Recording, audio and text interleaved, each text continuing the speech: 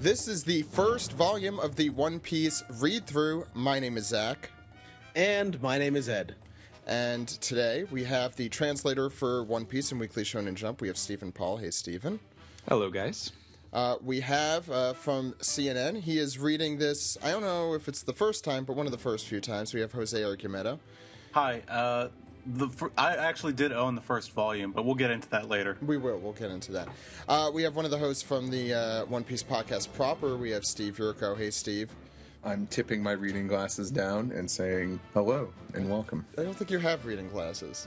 I don't. I was doing it for him. We also have the animation director for Rick and Morty joining us this week, Brian Newton. Hey, Brian. Hey, guys. Now, just to kind of go through the basics, what this is going to be our mini-series kind of podcast. It's going to be 15 volumes worth.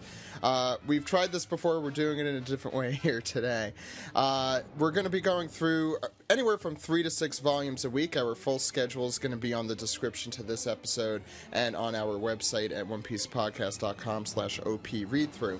And we encourage all of you guys out there to read along with us. This week, we're going to go through volumes 1 through 6.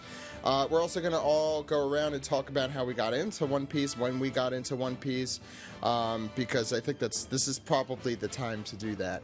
And we're going to have cool guests each week, people that we don't normally have on the One Piece podcast proper, people that we do have on.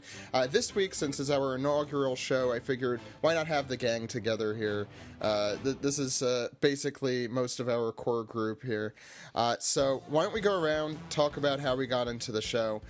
I'll go like second to last, and I'll go quickly because it's mostly the same thing as what Ed's gonna say. Ed, why don't you start? Well, Zach, I got into One Piece based on we had to take a writing course in our freshman year of college. You and I were assigned as roommates, and I was in a class that was where the topic was comic books. It's not necessarily that we learned about comic books, but that was what we had to write about. That was our topic. Why was I not in this class? This sounds like a great class. It was. I don't know, but there was a half Japanese girl in the class who started talking about One Piece in there, and eventually she let me borrow One Piece Volume 1, and I don't think I'd finished it. I don't think I finished the whole thing. I do remember this happening now. Yeah, and so after getting back into anime, I hadn't watched anime at all really for like 3 or 4 years before coming back into it during college, mostly thanks to you, Zach. And then when I went home for summer, I watched through Dragon Ball Z in Japanese and then Dragon Ball in Japanese, and I needed something to watch. So I started watching the One Piece anime and blew through it in about 2 months and was all caught up by the time I came back for sophomore year. And I was reading online at that point. And it actually wasn't until much later that I started collecting the manga volumes. So, actually, it wasn't until before, I think around the time, before the time, like the months before the VIZ manga speed up happened, and since then I've read through the manga a couple of times, but better than me. Not recently, at least. So, it's been an interesting look back. I'll just tack off of Ed since my story literally weaves into Ed's story.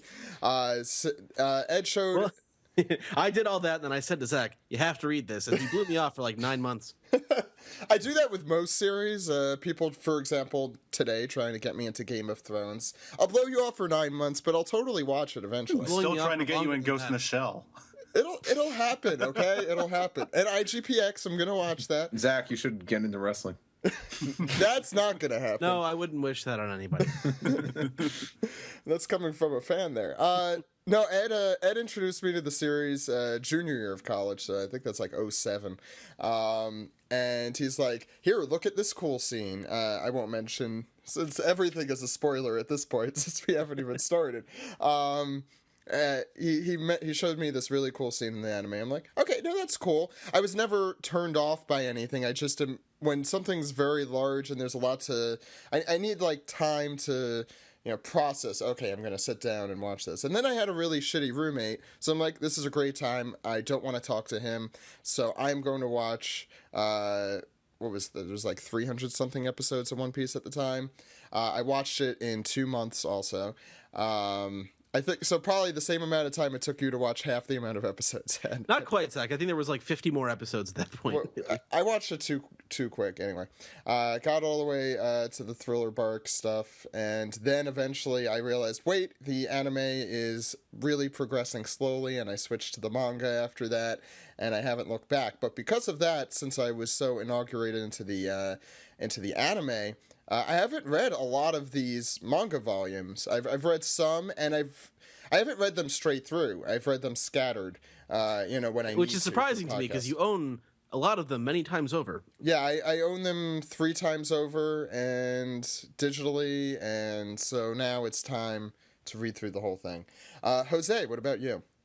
Well, I think I'm one of the few people who actually stumbled onto the manga first. I didn't see the anime.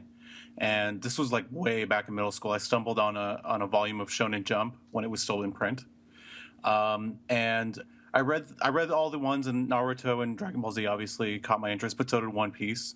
And I bought a volume of One Piece, and then I heard the anime was coming out from 4Kids, and unfortunately that sort of killed it for me. I did watch it, but I couldn't get into it, and then I just kind of left One Piece for years. And around the time we had started speaking, and when I say we, I mean the One Piece podcast crew and myself. Summer of 2012. This was it around that long that time. ago? Wow. Yeah, it's been a We've while. known each other a while. Yeah. Right. I was writing my my student comment for law school.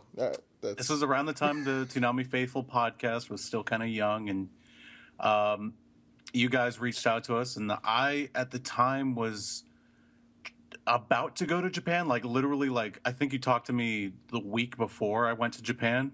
It's possible. I don't remember. I think this was around October, not summer, but yeah.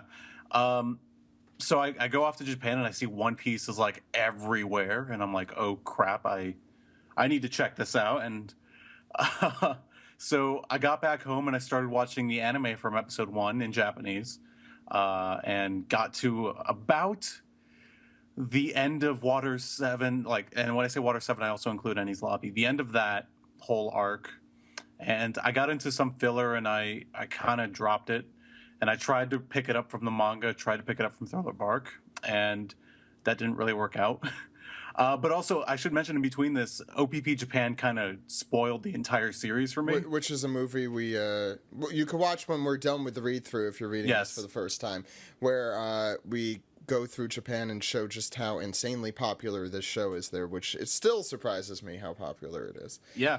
And, through that experience and just being in Japan and, of course, working on OPP Japan, I really got into the show. I just didn't have a lot of time to actually watch it or read it. And I tried to read through Thriller Bark, but I think it's a good idea to just go back from the beginning and read it. I got through 6 volumes basically in the span of, 2 days, not even. For these 6? Yeah, for these 6. Great, yeah. No, so it was like... They go quick. Yeah, they go quick. And, despite the spoilers and the fact that a lot of this is a lot of retreaded ground, it's really nice to see the art and watch it develop. But yeah, that's it. I do want to say Jose's going to, as I think we kind of said at the top of the podcast, is going to be reading a lot of this when we get to the later ones for the first time. Jose, hopefully you'll be joining us. I think you've made the promise without being able to know whether you could deliver on it, to be on every episode. I'm going to try. Yeah. I mean, yes, I know what happens in the anime, but the manga is very different. Yes. Especially this part. But yeah, we'll get to that. Brian. Yeah. I think I've explained before in the podcast, so I'll just reiterate that my first introduction to One Piece is actually from the anime in college, and towards the end of college when a certain doctor who can transform shows up. And it was around the time when the Dragon Ball hype started to die down. I was a huge Dragon Ball Z fan, and I was collecting the Dragon Ball VIZ comics. And the singles? Yeah, I had the wow. singles. Yeah, nice. I had the singles, and I had those early volumes that were a little larger before they came out with the smaller ones. Weren't those also mirrored, like they read in the English style? No, they read traditional. Yeah, it was weird because you had the single comic book pages, but they still read backwards, or backwards according to our way. I think it was one of the first ones that they did where it wasn't flipped back in the day. Yeah, I remember that because like I'm old, so it was almost impossible to find like manga in the States. So like when Dragon Ball Z was airing on the States, I wanted to see what the comic actually looked like. I can only find like images online. But anyway, enough about Dragon Ball. But in regards to One Piece, a friend showed me One Piece, and a friend also showed me Naruto and Bleach. And I was like, okay, these look like the next generation of Dragon Ball. So when I started working right after college, I think the first 4 volumes of One Piece were out. So I just bought all of those, and I bought the first 4 volumes of Naruto, and I started reading through One Piece. And I was like, okay, this is pretty good. And we got to a certain point that we're going to be discussing this volume, which is this episode, we're on volume 5 and 6. Which was my hooking point. At that point, there were no more volumes of One Piece online. Or no, there were no more volumes of One Piece actually like in the stores. You could say which number. Okay, volume 6. Okay, well that's perfect because that's where we're ending today. Totally. Yeah. So this is exactly how I felt like maybe like 8-10 years ago when I was like, there's no more One Piece, I have to find more. And we had to go back to like the MSN days of like going online finding like those were the days. Yeah. Those days went up to like 2007, 2008. Yeah, which is again, we're almost a decade out from that.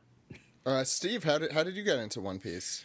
I came across One Piece back at the end of 2002. I believe it was December when a good friend of mine to this day, actually he's the guy that did our Jolly Roger, he brought in this magazine called Shonen Jump, and Goku and Yugi were on the cover. It's like, oh, you should check this out. It's all this manga, and I'm like, hell yeah, give me some of that.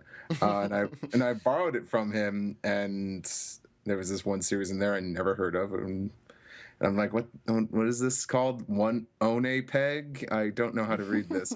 I could not actually read the logo. There's an SBS question in one of them that said, how do you read this? It doesn't make any sense. It's like, well, young man, you're Japanese, so this is English. I just remember.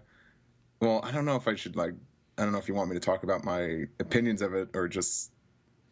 Yeah, you might as well, a little bit. Well, I just remember it not looking like anything else I've ever seen in manga or in anime before. So I was definitely not appalled by it, but I was like, wow, this is very, very different. It almost doesn't look manga. I used to call it the owl eyes. Like everyone has like eyes like an owl. They just look straight in their middle.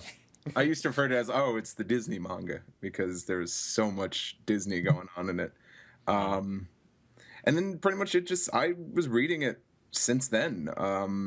Then I was there for for when 4Kids had the anime. I was there for when Funimation, took the anime away from from hell. I'm sorry, it's HFI. No, wait, no, that doesn't work either. Pretty much, yeah. Since 2002, I've been along for a ride. I've seen it all. Steven, since you're the current translator for One Piece, for those that don't know, but how did you get it? How did you start getting into it? Yeah, I think I have everybody on the podcast beat. I'm not sure when Greg started, but I first came across One Piece in 1999. When I did a high school Japanese class report on Shonen Jump. So I went to the Japanese bookstore and I got an issue of Jump, and it had One Piece on the cover. It just happened to be the cover on that particular issue. And that was in the middle of the Arlong arc, which we'll cover on the next episode of this. And it's already been heavily foreshadowed, I think, at this point. Yeah, and later that summer, I went to Japan on a student exchange trip, and I brought home the first 3 volumes while I was there, and it didn't really get its hooks into me until I think probably around the same point that Brian's going to mention. So I'll mention that when we get to discussing it. But yeah, I was hooked after that point, And I do remember when Viz launched the Shonen Jump project in 2002, and that was really exciting. But I also, I was so entrenched in the Japanese manga at that point that I didn't really keep up with the Viz edition. I think I had the first year I had a subscription to Shonen Jump, but after that I kind of let it lapse because I was getting everything I wanted in Japanese at the time. And in 2005 I became a pro translator. And it wasn't until 2012 when Viz launched the Weekly Shonen Jump as a digital thing that I got placed in charge of One Piece. So I didn't actually start until the 65th volume was the first one that I did. All right, so you'll only be our last 2.5 episodes. It'll be your stuff. Okay. Right. But it was kind of interesting because at first when we started preparing to do this, I was like, oh man, like I've read those old volumes so many times, like I don't need to reread them. I remember exactly what happens in all of these books, which is true. But then it kind of occurred to me, like, I have all of the Viz volumes along with all the Japanese volumes, and I check them for consistency things. Like if I need to look up, okay, what did the old translators use for this character's name, or how did they do this character's speaking style, things like that. But I'd never actually read it like cover to cover. Actually seriously just read through the Viz material, especially these early volumes. So that's kind of what I've been doing. That's my process of discovery for this thing is actually kind of going through and just seeing what the previous translators did for all of their choices, which has been interesting so far. Yeah, and maybe we should start first with that a little bit. This was a very different time. These volumes came out in. I mean, to keep in mind, in just the American anime industry, yeah. It was, well, it was that also, late? It was 04? I thought it was. I believe I'm looking at my copy of Volume 1 here, and it first printing June 2003. So a little earlier than that. And they had started in 2002 with the magazine. So right. But they had a very different process going through it. I mean, there are some familiar names who worked on it, and we'll have some of these. We'll have at least one of these people with us. The first editor, Jason Thompson, will be joining us in a few weeks for this, which we're very, very excited to have him on.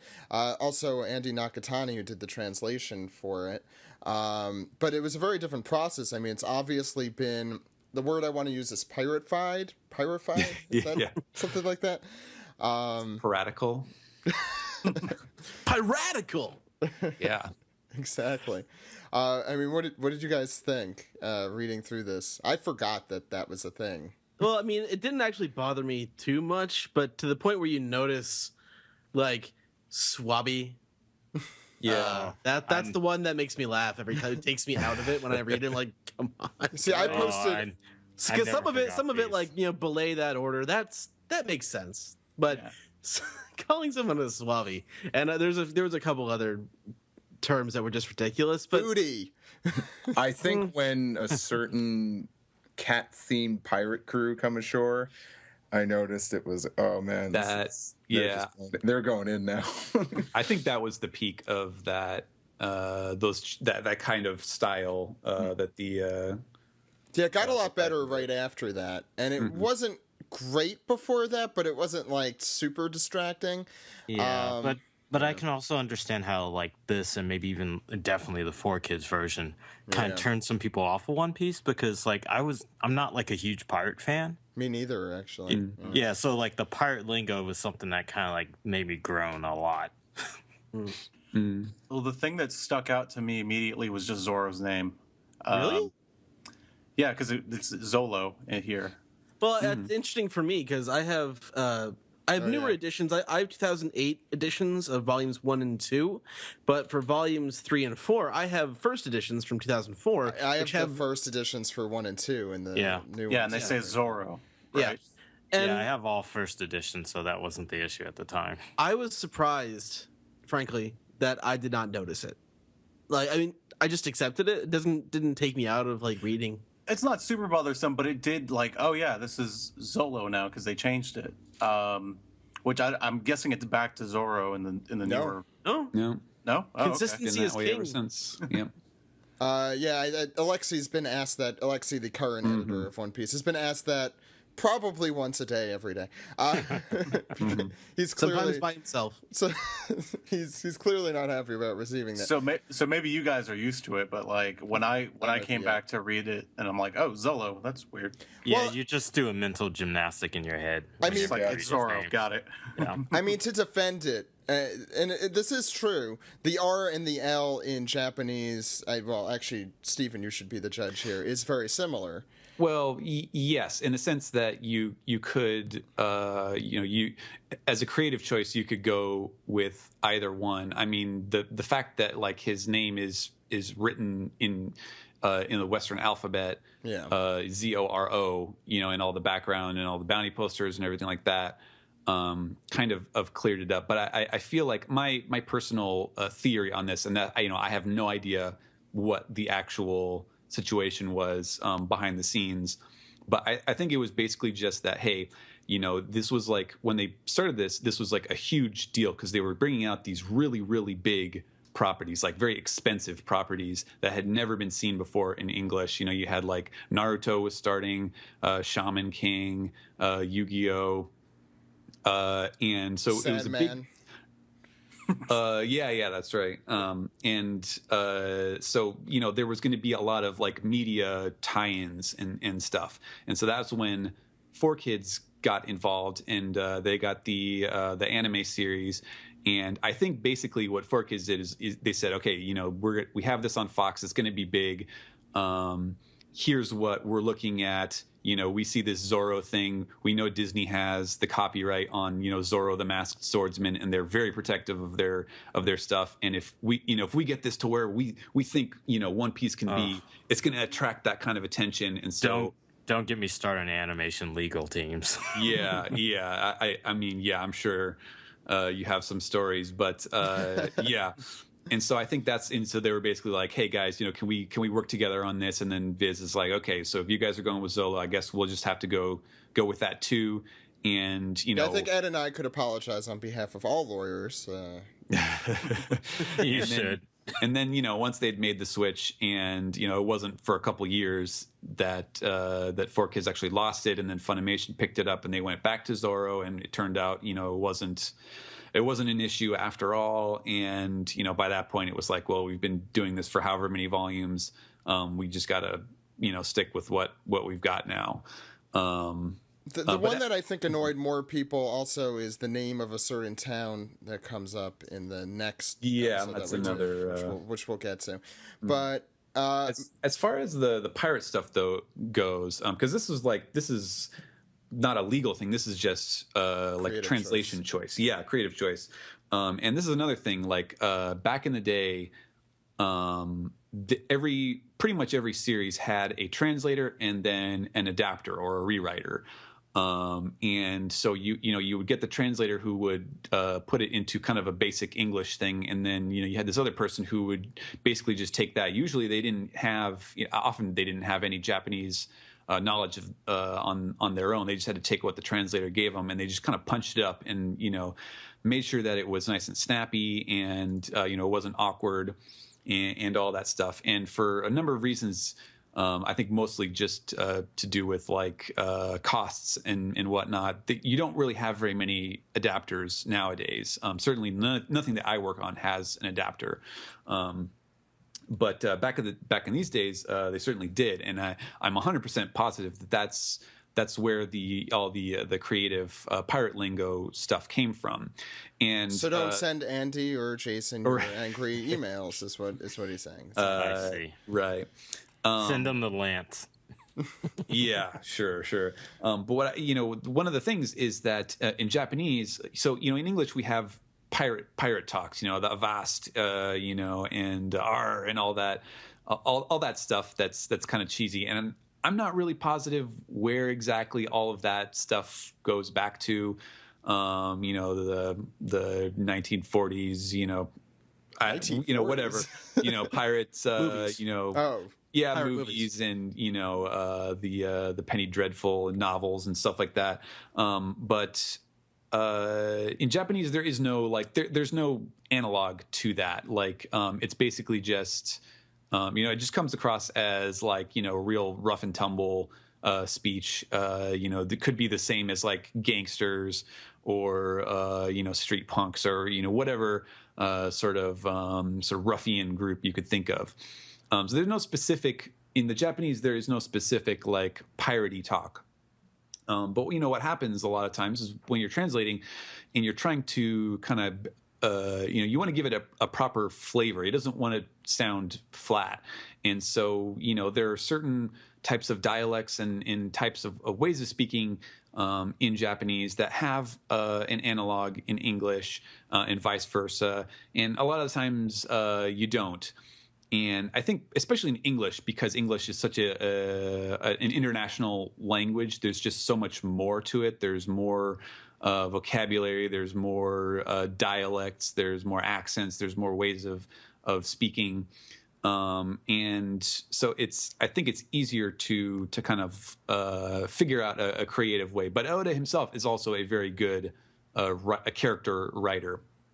And so I think at the time, especially if you look at the art style and stuff, and it's very cartoony, and it just kind of pops off the page. And I think at the time that they started this, keep in mind too that even if they had done a really close examination of everything that was out in One Piece at the time, it was still only up to the end of Alabasta when they licensed it and started publishing it. And so I think they just didn't quite realize this is going to get a lot more serious, and it's not really going to work with the kind of the very colorful and sort of cartoonish stuff, because the art's going to change, the story's going to get bigger and bolder, and it's just not going to fit as well. And that's kind of why you see, I think, over time they weaned off of the piratey talk. Yeah, I think there was still a very small amount of it, even very late on. I remember seeing every so often, but it definitely noticeably goes away. So I want to talk about the story itself. Can I talk one more thing about the art real quick? Please. We'll get to the art a little later, unless... Well, it's a VIZ thing because they replaced all the sound effects with ta-da or sploosh or snap or sploosh. Sploosh. I'm literally Runs too much Archer. I believe it. No, I'm dead serious. It's actually in here. It's when the sea monster goes away in the first chapter. I'm dead serious. That's not a euphemism for anything, right? Sploosh. No. Sploosh now. Put that sea monster away. It's on page. Hold on. It's on page. No, we believe you. It's on the page. It's right after Luffy punches the sea monster. Phrasing. I'm really not trying. It's there. That's what it says. No, spit it out. So yeah, the kanji that was in the background got replaced, and I guess Viz doesn't do that anymore, right? No, they still do. They do in the volumes, not in the not weekly Shonen Jump. And honestly, and it was actually in that How to Make Jump thing that ran in the Golden Week. If everyone read that, where the author comes to visit the VIZ offices in San Francisco. It's this manga that comes out from Jump Plus, which is kind of this meta manga, I guess is the way to put it. Meta manga, where they go around and see how Jump is made, and they went and visited VIZ in the American studios. And so they actually asked about that they do replace the sound effects in the volumes, but not in the weekly version. Okay. Mm-hmm.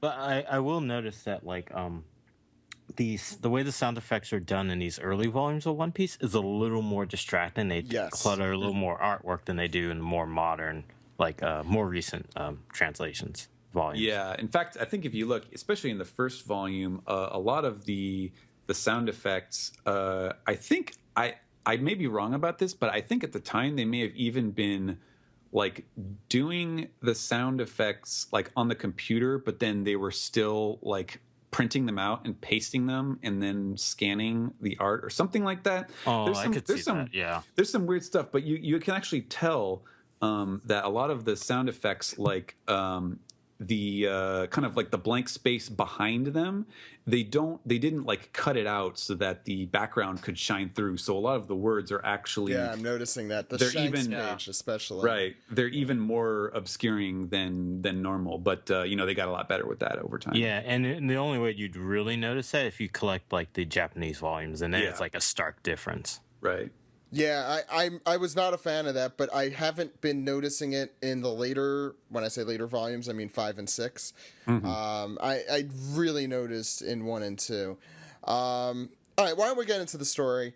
Let's do it. Let's start with Romance Dawn. I think that kind of deserves a little bit of a talk, especially since it was a pilot chapter. It's like, what, 60-something pages.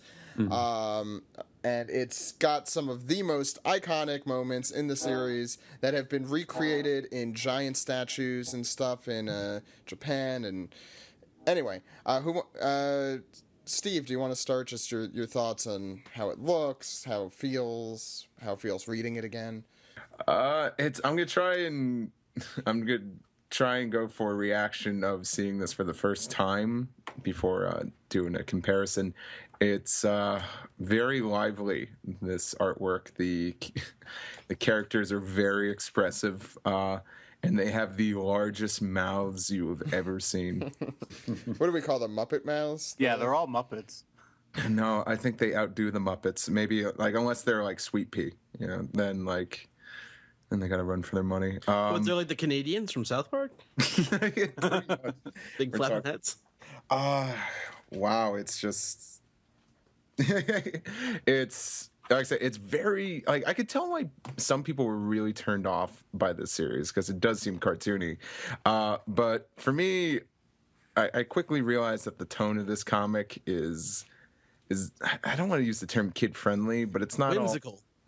It's not all sunshine and lollipops when the jolly fat good guy shoots a man point blank in the head. Yeah. That's why I was like, oh, okay. I almost felt like that scene was in there specifically because you'd have a first impression that would veer you in a different direction than how the series is. I think today that would be a full page, like that one, because that panel's just in the corner the lower corner of a page. Well, then it follows with another good guy burning a man in the forehead with a lit cigarette, which is not in the anime.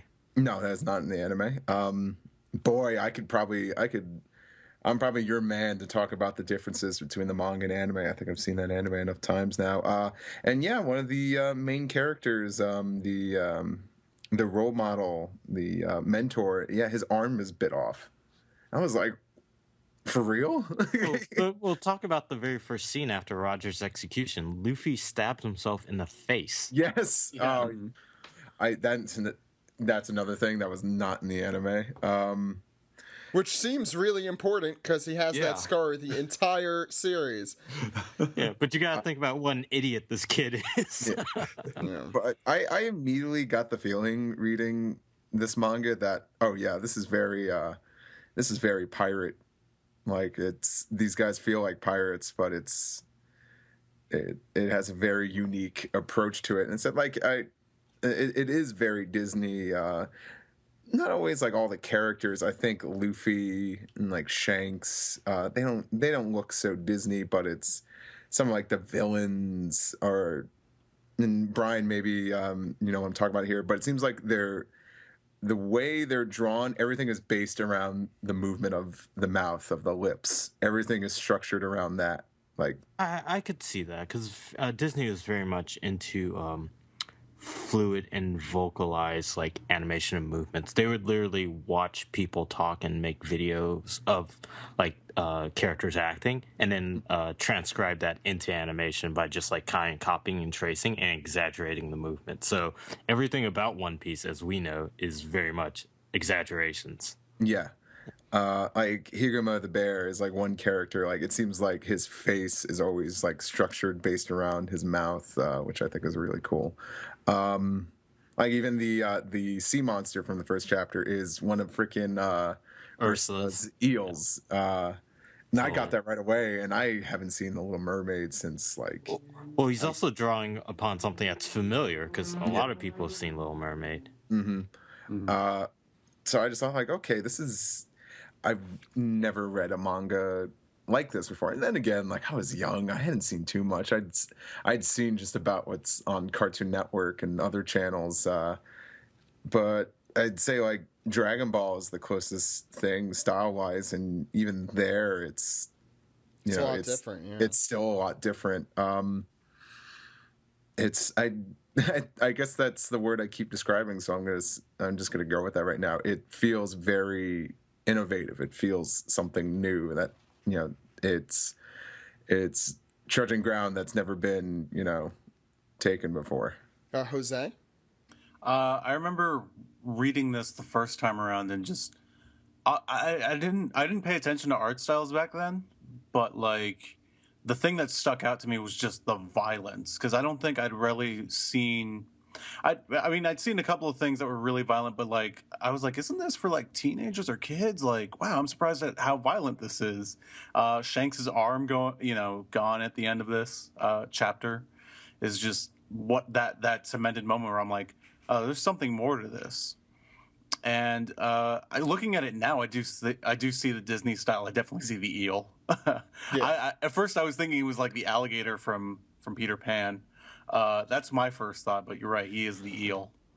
And everybody kind of looks like a Disney character. The guy who gets the cigarette in the face kind of looks like he would fit right at home in Aladdin. Yeah, totally. So yeah, looking at it now, like the art style is so different and so completely out there. I can see why people are turned off by it, but I'm personally not. Maybe it's because I've grown up watching cartoons. I like the cartoony style. Well, just on that point real quick, I always notice there's a difference between like quote unquote otakus who see anime as like a totally different vehicle and people who respect like the process of animation and the art of cartooning, I would say. And what most people forget is that like Tezuka was inspired by Mickey Mouse. Right. The ears on Mickey Mouse were kind of like the hair points on Astro Boy. Right, and even kind of like his hairline too. They would always face the same direction. Well, all of Japanese animation, it was inspired by Disney because they were seeing that and they're like, oh, let's make our own. So, and there's a reason Disney is so popular in Japan. It's still Disney. I think Tokyo Disneyland, I think it's called. Yeah, it's still one of the most popular amusement parks there. It's like that's the site that people go to Tokyo to see from around Japan. And kind of just to follow up on what where Brian was getting at. One Piece is a comic, and One Piece is a cartoon. If any of you have a problem with that statement, get over it. Because when it comes down to it, that's what it is. Yeah, it takes Brian, the same amount of effort. Sorry. So Romance Dawn. Yeah. I thought this was a killer introduction to these characters in this story. And something I might talk about a little bit is the use of themes that Oda has. And if I'd had any theme for this initial one, it's stand up for your friends. And that is a theme that will stay current throughout the entire series, as we'll see going forward. I actually like Huguma, the bandit, the slimy, dirty bandit who just wanted some beer. I think he had a point. But it's not his story. So it's a story about this kid who wants to become the king of the pirates. It's hilarious. Something I'll just mention about Higuma. I saw artwork for a future storyline in One Piece, and I was so used to the way these characters were drawn, like their mouths and all that. And there's this one villain, and I thought, and he's kind of like shrouded in darkness a little bit, so you really don't see his full figure. And I thought, oh man, I guess that bandit comes back, and he's like the main villain of One Piece. It was him all along. Spoilers, guys. He's not. I don't know. I don't think you ruined anything there. All right. Ed.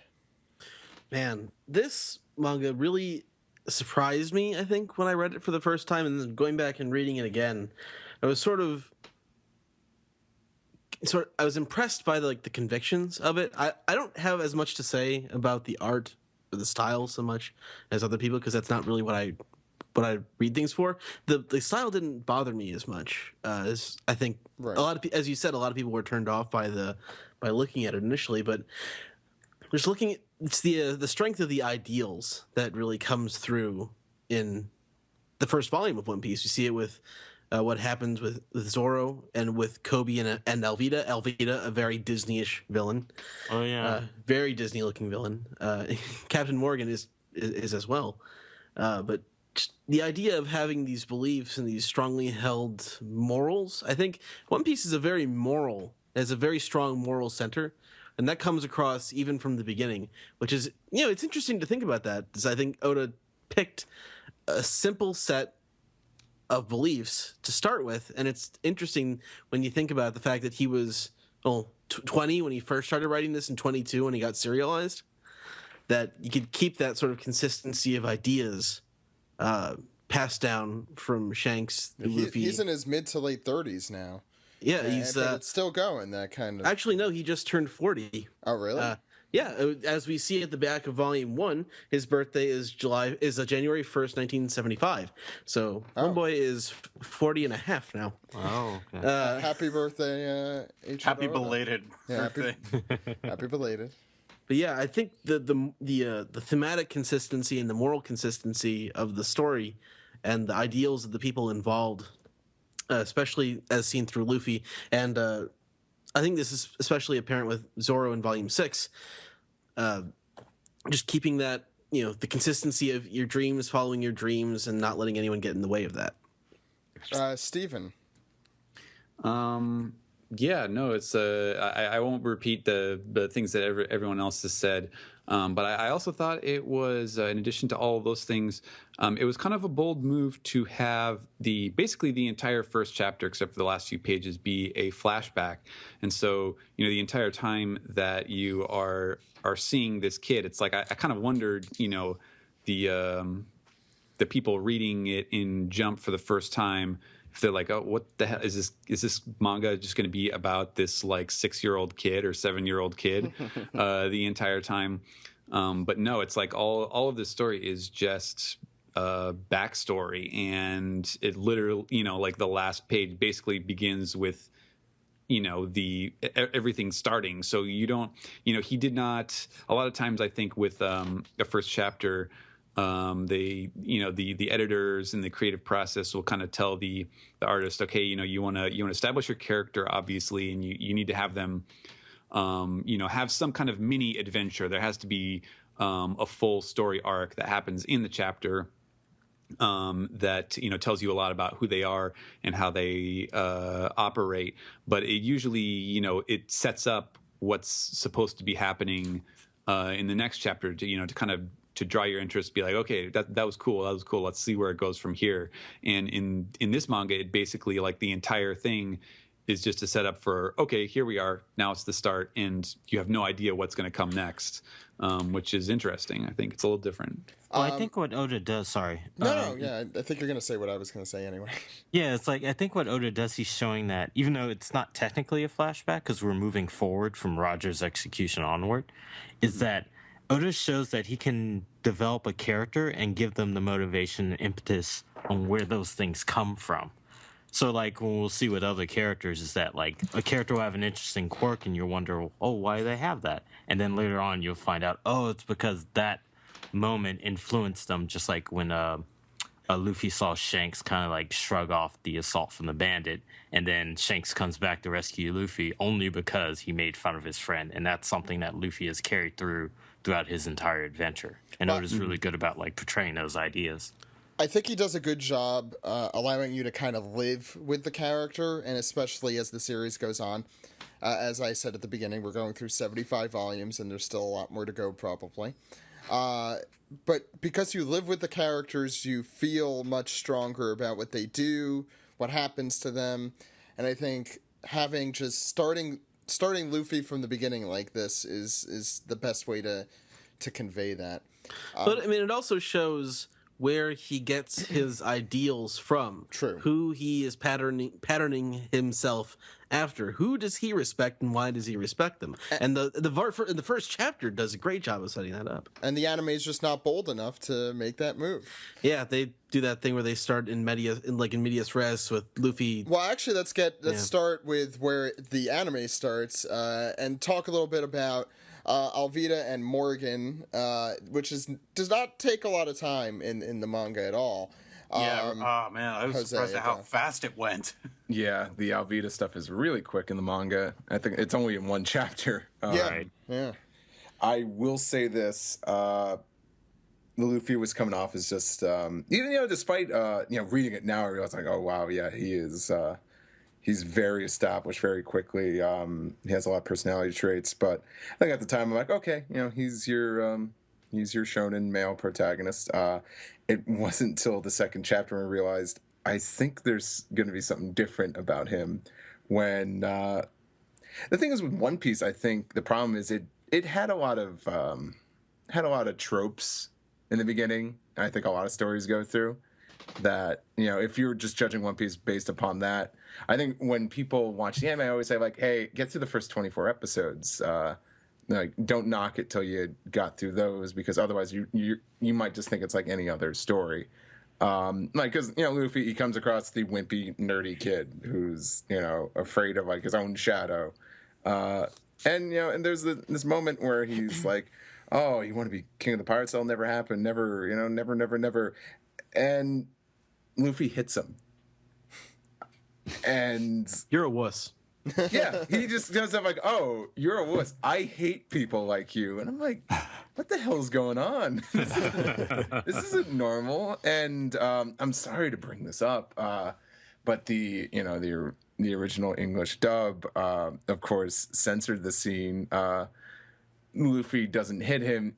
He just kind of moves, and Kobe's like, don't hit me. And Luffy's like, I wasn't going to hit you. People shouldn't hit you. Oh, and it's I remember that. I remember it's that. it's the complete opposite of that moment. Yeah, totally. What's great? Yeah, that's exactly what they did. Yeah, Like, 4 see, kids would have a mess problem with that. plot, but don't mess with the ideals. Well, they messed with both, and the voices, and the everything. They messed What- with everything. But my whole point, it's not just, oh, hey, you punch kids. It's more like just Luffy just, he tells it like it is, and he believes in himself, and it's kind of like, I think people got this wrong interpretation of Goku because of from Dragon Ball through the English dub of DBZ, but Goku's not a noble hero. He's not a defender of justice, if I could quote some episodes of DBZ we've been watching lately.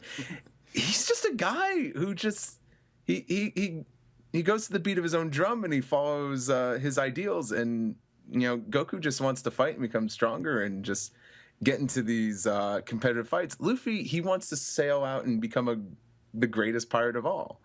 And I thought, I'm like, okay, this is different. This character is way more interesting because he isn't just like, oh, I'll save you. I hate it when the weak are mistreated and blah blah blah. We've seen a lot of times. Luffy kind of seems like ambivalent to threats and social norms and like struggles.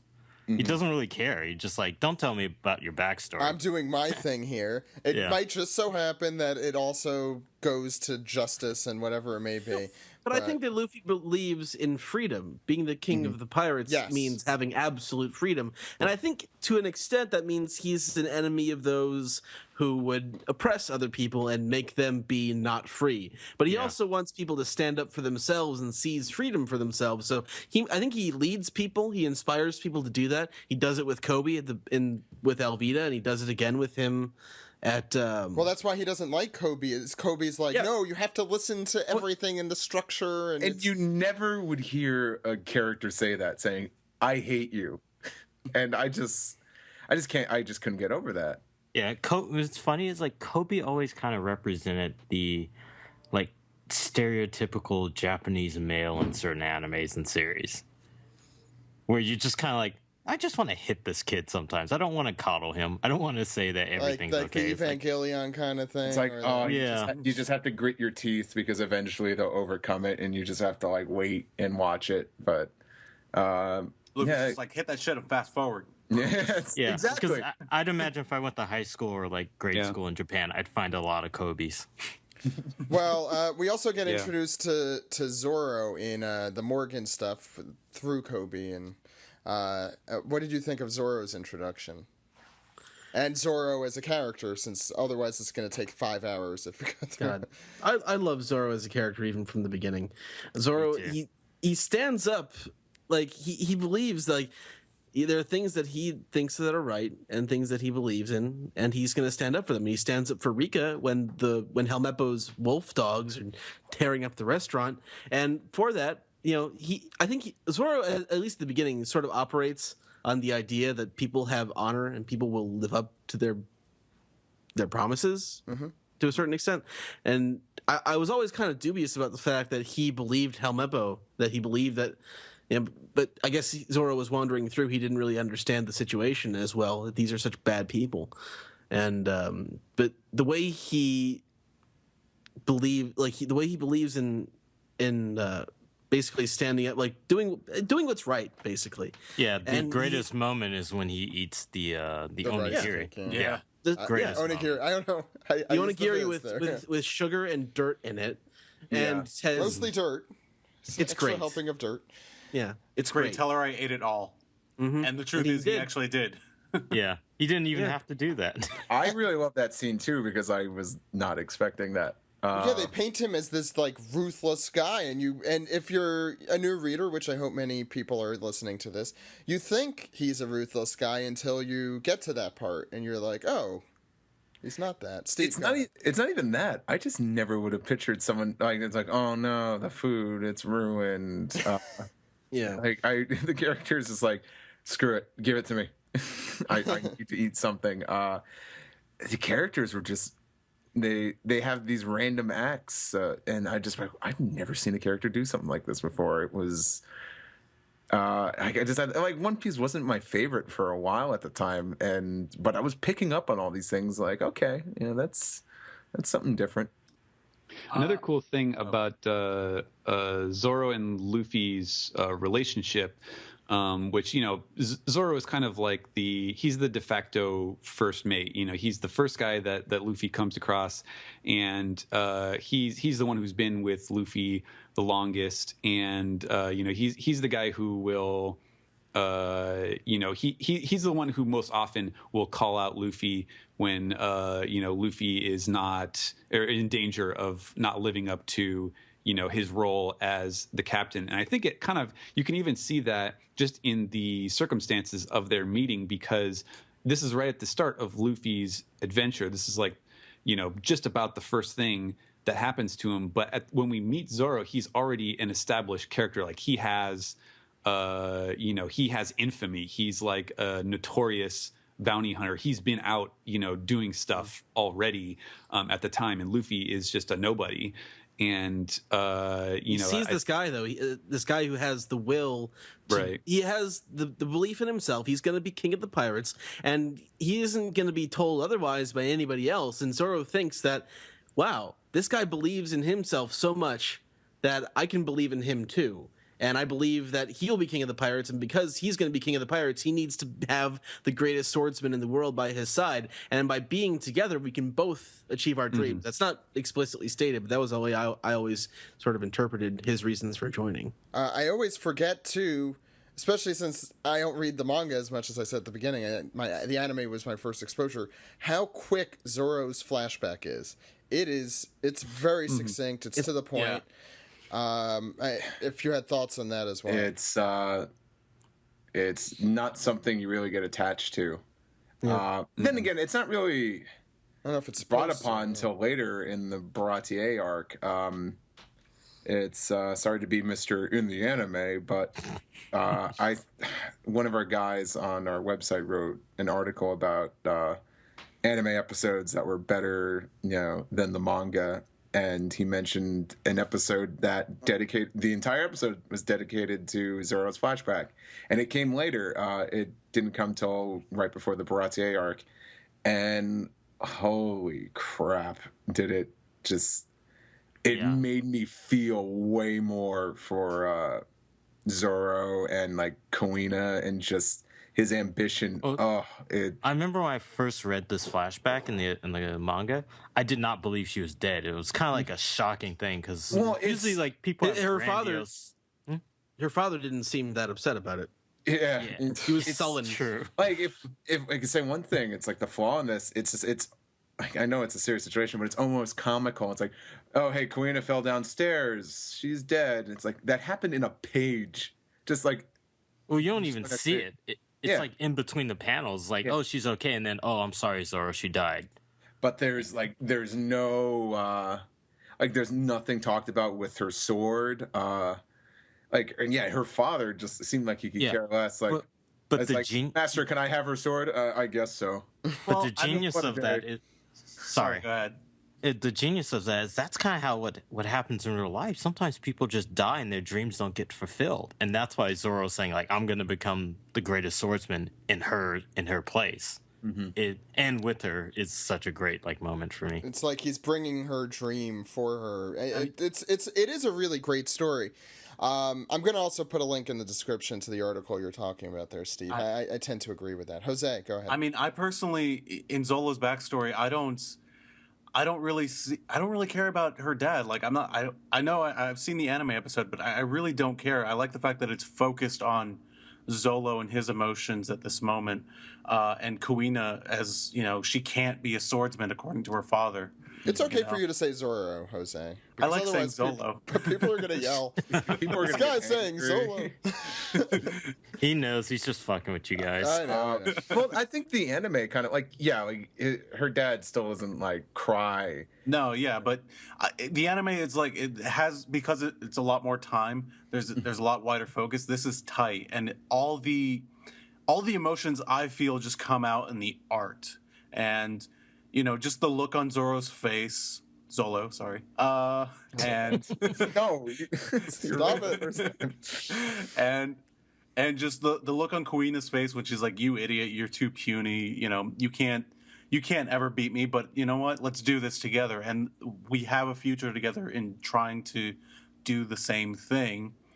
I feel like that's all that just really needs to be said. You know, I feel that even though it's succinct, it still hits you right here.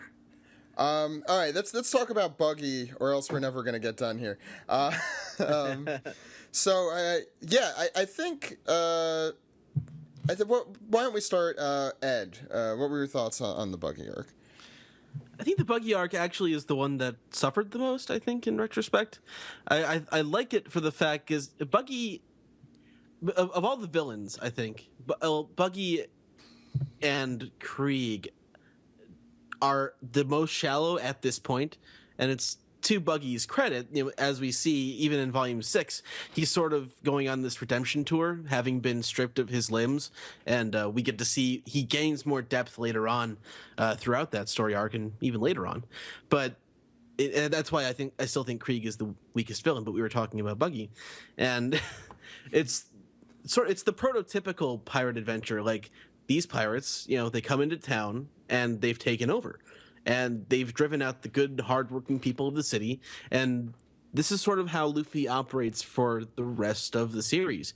He comes in and he sees that people are being, you know, messed with, and the guy messes with him. And he's like, "This will not stand, and we have to do something about it." So, Ed, Yeah, he's a clown. the Buggy D clown. He has that nose. I mean, don't mention it, but he does. It's like this was surprising, but at the same time it was expected that, oh yeah, of course a major villain in One Piece would be a pirate clown. He is very shallow, but it's the point of his character.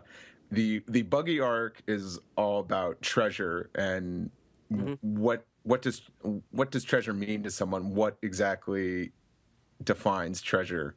And Buggy is just he's very materialistic in terms of his definition of treasure. And like we go back to, and he has a flashback in this arc, and we see that he knows Shanks. They were on a ship together where they were scolded by the first mate of the ship, and he holds this major grudge against Shanks because he cost him so much. Like the ability to swim, the ability he lost the treasure map. He wasn't able to find his treasure. So even for the bad pirates, as we see, treasure is important. We see how much it matters to Luffy when his hat is damaged by the knives, and that's a really important scene too. I mean, we don't see anything like that happen to his hat very often in the show. I think it was. Well, I think it was really important to establish that early on. And the treasure thing, because Buggy has the materialistic real treasure, and Luffy has the hat. Buggy wants everything to be flashy, which we didn't get much in this. Yeah, but I need Buggy more and Nami are flashiness. kind of not that different in that. That they Yeah. both- Well, Oh, that's a good one. we'll talk more about Nami. we'll talk more about Nami because she is 2 introduced weeks. around this time.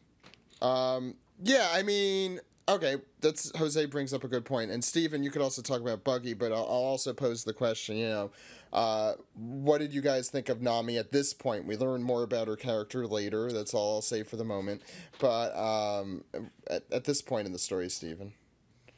Oh man, she is so she's so spunky and childish looking, physically speaking, at this point in the series. I can't imagine what you're saying. Yeah. There's an SBS later on that I wanted to mention that we were talking Might about. as, well, before. might as well say it now. Well, the joke throughout the early SBSs, they were trying to get Nami's measurements, her 3 sizes, and so the second time they asked the question, they asked Sanji to eyeball it. But at the end of it, I wrote the exact quote down here. It was, damn. Wow, Gotta just find, leaving us I gotta hanging. find. Oh, it says not that it matters. It's not like things are gonna change size. That was Nami's retort.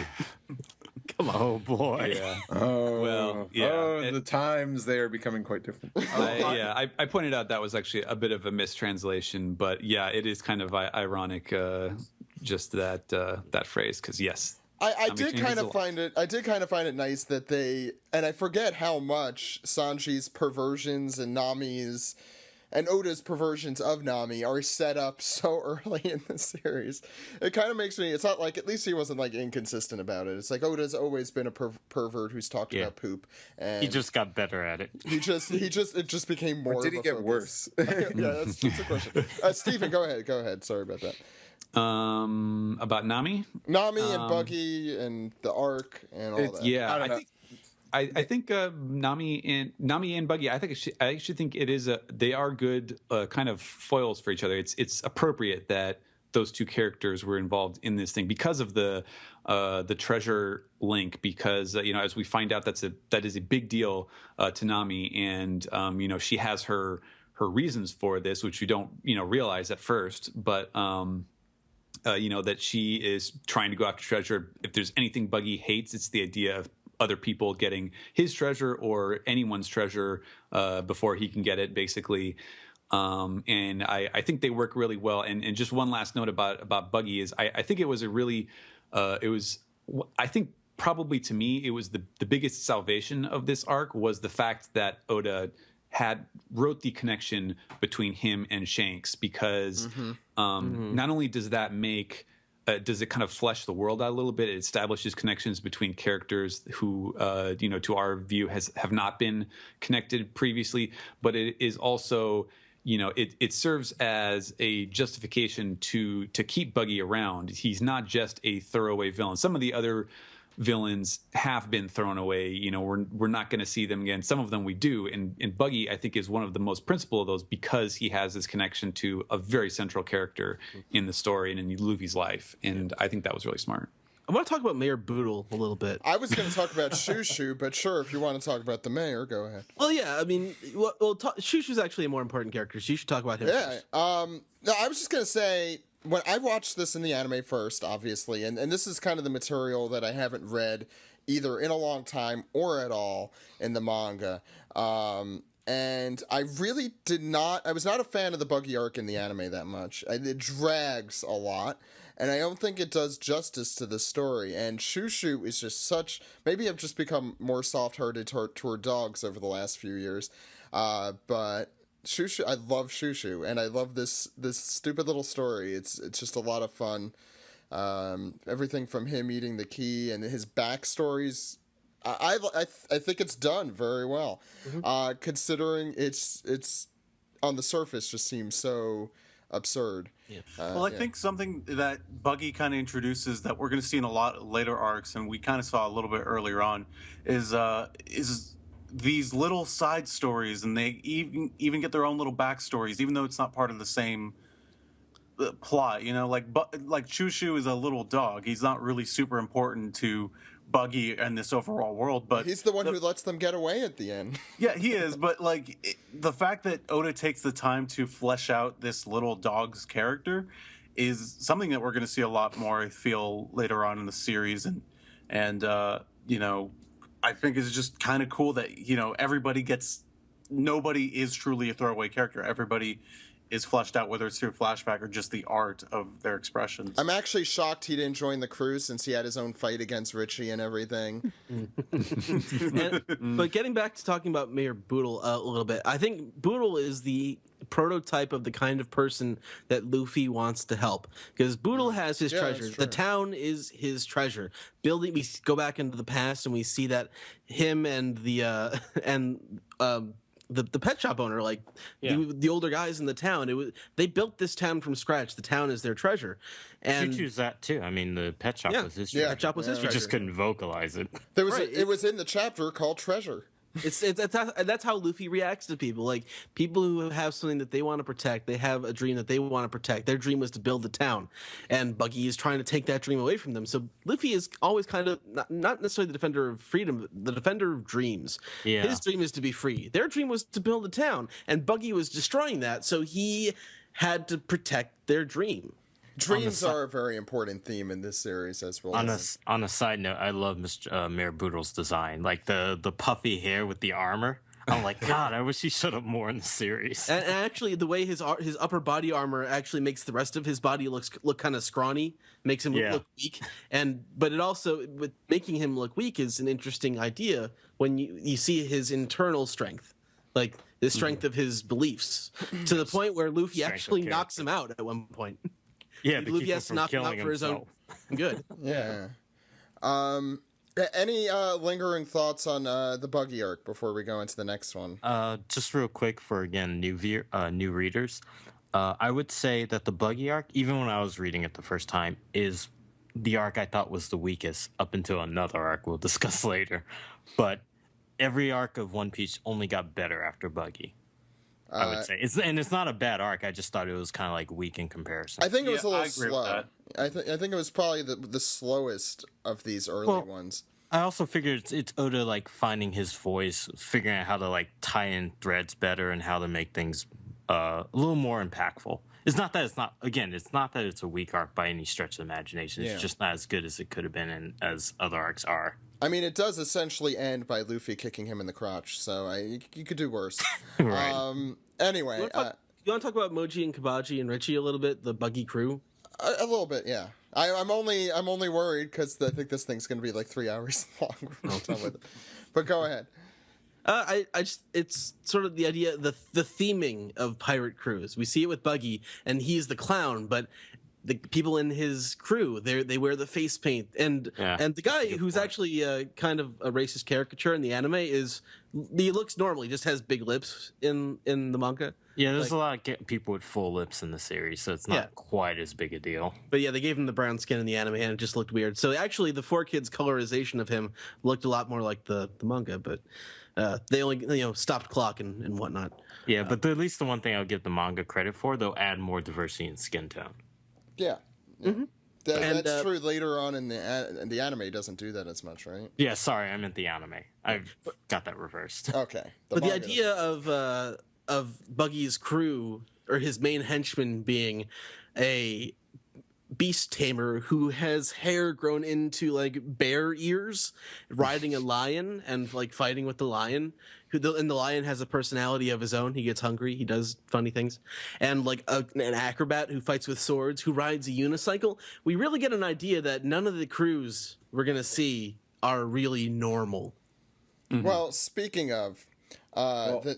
sorry, Steve, go ahead. Sorry, what do you guys think about the fact that Oda revealed that Zoro was originally supposed to be a part of this crew? Yeah, and it is mentioned in this. I can't. That's crazy to think about. I don't have any. I can't imagine. I like the way he did it. in the actual series. Yeah, I think he went in the right direction. Yeah. Although I could see like Zoro being the member of Buggy's crew who doesn't really believe in it, and seeing like Luffy's convictions and things like that, he decides to betray his crew. But I don't think he wanted to have Zoro betray his crew. It makes more sense for Zoro as a character to not have joined a crew before he joins up with Luffy. It makes it more impactful. If he had betrayed his crew, you wouldn't trust him. He'd be more like a Yojimbo character at that point. I'd be remiss if we didn't discuss the next arc. It's not a long one. It's the Gaimon arc. I was hoping we'd bring him up.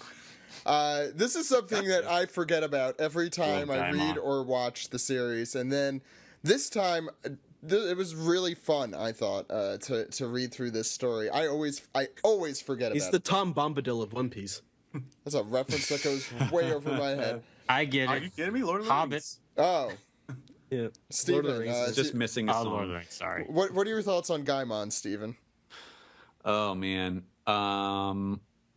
Yeah, really goofy. It's kind of unique in that once like Oda had gotten things rolling with the series, it's kind of one of the only like single chapter stories that we see. It doesn't really, it doesn't fit into an arc. It's basically just a character piece. It's also a few pages longer than normal. Yeah, it is, which almost makes me wonder, like, if you went back, was it like a combined issue that it ran in, or, was there some special circumstances where Oda was like, okay, maybe I'll just, do something a little different here before I launch into the next story. Yeah.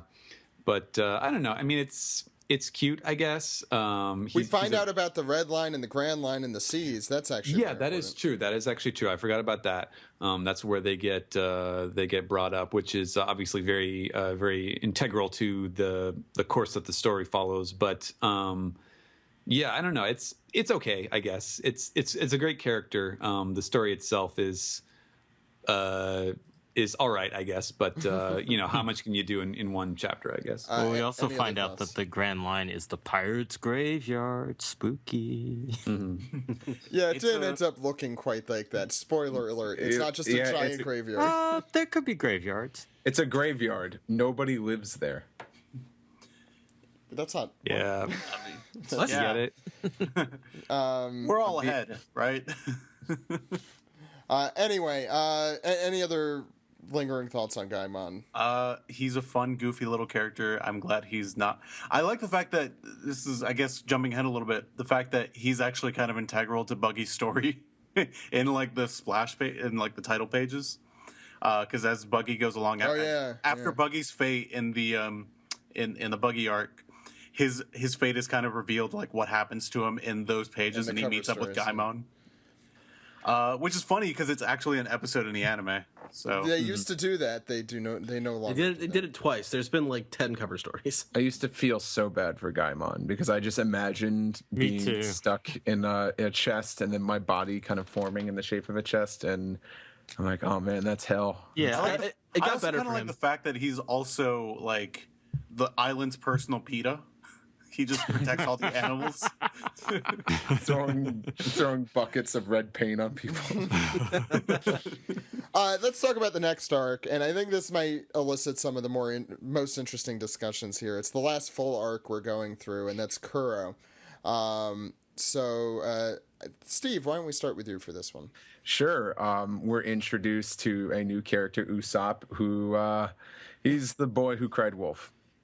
Mm-hmm. And I should point out that his name is a combination of Uso, which means lie, and Aesop, which, of course, Boy Who Cried Wolf is one of the most famous Aesop tales.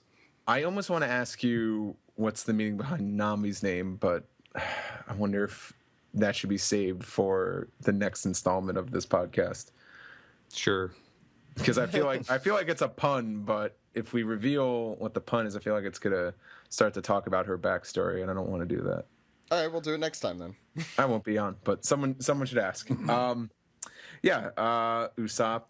It's the boy who cried wolf. He runs around a village every morning saying, "Pirates are coming." Psych. Until pirates actually do show up, and those pirates are, of course, Luffy, Zoro, and Nami. They find out, like, oh, hey, there's a rich girl here. Maybe she could give you guys a ship, but she's got she's got a mean old butler who's like, "Get out of here, you kids, scram!" And it turns out this butler is actually a renowned pirate. He was an infamous pirate. He had a bounty. He was a pretty bad dude, and he's been undercover for the last 3 years, pretending to be this girl's butler so he could get her fortune. So, of course, no one believes Usopp when he finds all this out and tells everyone. So it's up to Usopp and Luffy and the rest of the guys to stop these pirates from getting into the village before anyone notices. We also see Kuro, who has poop on his chest. Hey, Kuro, you got some shit right here. in the weirdest fucking shoes. So I think... Yeah, they're like striped socks. Yeah. Oh, man. One thing about Oda, it's like, oh, this is a very intimidating dude. And then you got those freaking zebra shoes. It's the most ridiculous outfit. That's the thing with Oda. It's like he would have these very intimidating villains, but he'd leave these little things in there to kind of like, oh, it's still quirky One Piece. Like it's like Buggy. Like Buggy's like a capable guy. He's got devil fruit powers. He's a decent fighter, but he's a clown. Kuro, he's this killer. He's got poop on his shirt and zebra shoes. Do we want to talk about devil fruits? We haven't mentioned it yet. What about? There's not a lot going on with that. I think we could talk a little bit more about that later, especially on episodes that might be shorter. Might be the way to go. But Ed, they exist. That's all you need to know, and they take away your ability to swim. Yep, there you go. There you go. Done.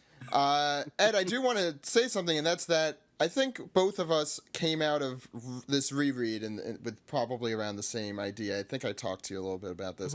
But when we watched this originally, we were not fans of the Kuro arc. In fact, it might have been our least favorite arc in the anime. If you listen to early episodes of the podcast, I definitely say that. And my opinion of Kuro as a villain has not risen that much. I mean, I think he's effective at showing like how sniveling and pathetic, like, and devoid of morals a villain can be, and I think Krieg also shows that. But like his plans, like they're so spineless the way he does, like how he planned on doing this. But I think it was dragged out a lot in the anime, which made me hate the arc a lot more. Yeah. So things happen quicker in the manga. And it was exciting to read in the manga. I'm going to go as so far as to say that. I had fun reading it. Definitely. Yeah. Like the running through the forest, it felt like it took forever in the anime. Oh my god. Yeah. They did add a little filler. I did like the anime arc, but like you're right, it's so much better than the manga. I always really liked it though in the anime, and I think the thing that kept it together for me was the relationship between Usopp and Kaya. Kaya? How do you pronounce it? Kaya. It's pronounced Zolo. Zolo, got it. Their relationship is cool too, but yeah, I'm totally with Jose because like I first read this originally, and then I saw the anime a little later, and I thought the anime was great only because I had read it prior. Yeah. No, so I knew where it was going. The thing is, I'm just going to disagree with Ed a little. I forget if I mentioned this later in the podcast, not to break the fourth wall too much, but I thought Kuro was painted, now that I have read it, I thought he was I think he's a very interesting villain. He is the villain who wants to go to Florida and retire, but the other his rap name is 401k. Damn it, why can't we have real episode titles for these? I guess he's sort of the epitome of the actual real bad guy. Like he has no redeeming qualities. But he is the very opposite of Luffy, which Luffy points out. I really enjoyed Captain Kuro. I think I don't want to talk too much about Don Krieg. I think he's much more. We'll talk more about him next week. More anyway. But Kuro, it's like this guy. This thing is like the whole thing is I don't want to be chased around anymore. It's like I want riches, but I want peace of mind. I want to just hang out and not have to worry about anything. He wants a 401k.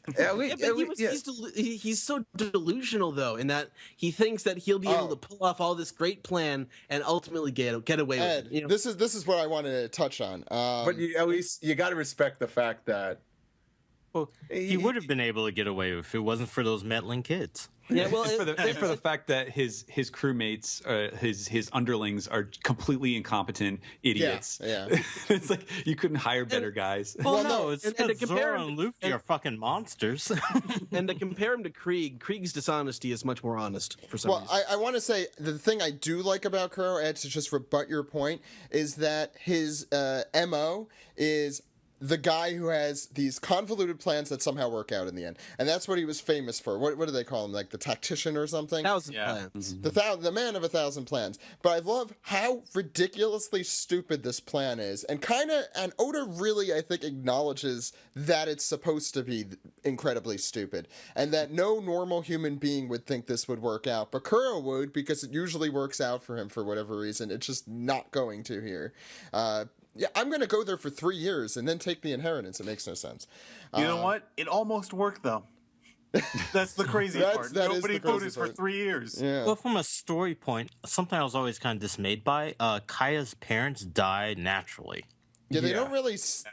I feel like that could come back later in. Well, maybe. I 5,000. always just assume, why didn't Kuro just kill him? I I think the plan was to have his pirates come and kill all three of them. Right, but I think it probably would have been true, yeah. made better story-wise / villain-wise if he had like Yeah. like he poisoned Well, them I just think so it's he can because- gain her trust. If I could add, I can't remember off the top of my head, and of course I can't just pop in the DVD and check.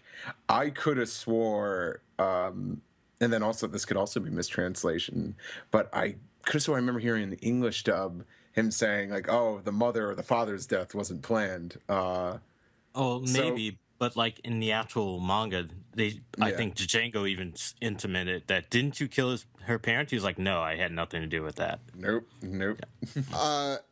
But no, but I think that Carbon makes sense. monoxide, the silent killer. It goes with the 401k thing because he doesn't want to kill anymore. I think he called himself like, I'm trying to have pacifism now, and you're pissing me off, so I can't do it anymore. Right. But I think the whole point is I'm gonna go, and then I'm just gonna do this one more thing. I'll just kill this girl, and then I'll have all this money. And other than killing that one girl, in 3 years from now, for whatever reason, it'll be fine. But you know he'll never be satisfied. And we'll call the Operation Murder Miss Kaya. That's not going to tip anybody off. Totally. I hope conspicuous. nobody's on this open beach listening to us. You want to talk about Usopp and to talk about Usopp and his relation with both his pirate crew and the villagers, future pirate crew that he'll be right? And I love Usopp's sort of his influence over his little group of pirates that he has who follow him around and believe in him. And I think he's sort of like he's always thought of himself as the captain, and you can really see that in his interactions with his little crew. That's also and, called a spade. His pirate crew is a bunch of like 8-year-olds. Yeah. Well, they had joined up like 4 years ago, and he was like 12 and they were like 5. Yeah. And the way that the villagers view him is I don't know, it's sort of it's very nuanced. They're ultimately very understanding of him.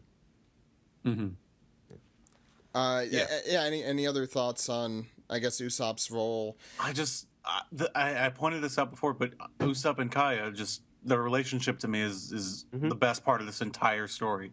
Right. Just because he goes on over and just to like cheer her up, he's like, I'm gonna make some shit up. Let's do this. Let's see what happens. Did you laugh? Cool. Job's done for today. And I'll come back tomorrow and make some more shit up. Well, it's a great moral lesson about I guess like lying to make someone feel better. It's just this whole thing. Oh, and he had a Yeah, lot of because- experience with it from doing it with his mother. His mother. Yeah. And we find out his father, who had deserted the family, was a member of Shank's pirate crew. So that is like insta bond with him and Luffy. Another 6 degrees of separation. We also got a separation with Captain Morgan and Kuro. Yeah, which I completely forgot. I love that. It's a That's great still one of my favorites. Yeah, he's the one who ruined his jaw. Yeah, It's the butt chin. What I also have a theory is like maybe Captain Morgan's a dick because of Django's hypnosis. There's a lot of good questions here. Well, when you read the SBS later in I think volume 6, where he's like, I think maybe Kuro looked into Morgan's eyes and saw a kindred spirit.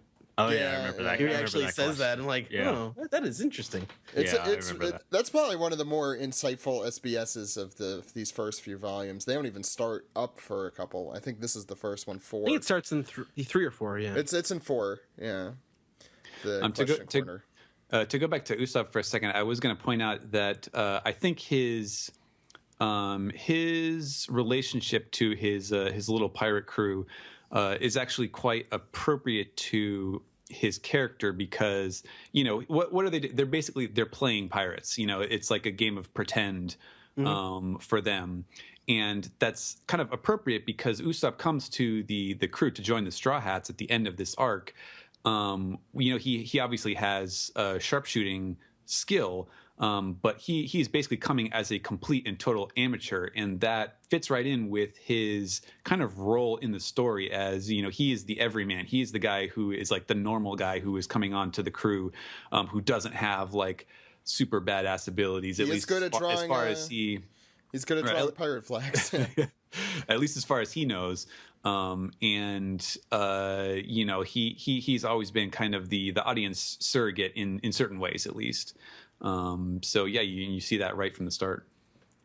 And it's really interesting, not to go too far into the future, but I think they really establish Usopp and where things may go with Usopp. And I didn't realize how well established Oda kind of put things. It's almost smacking you in the face once you know things.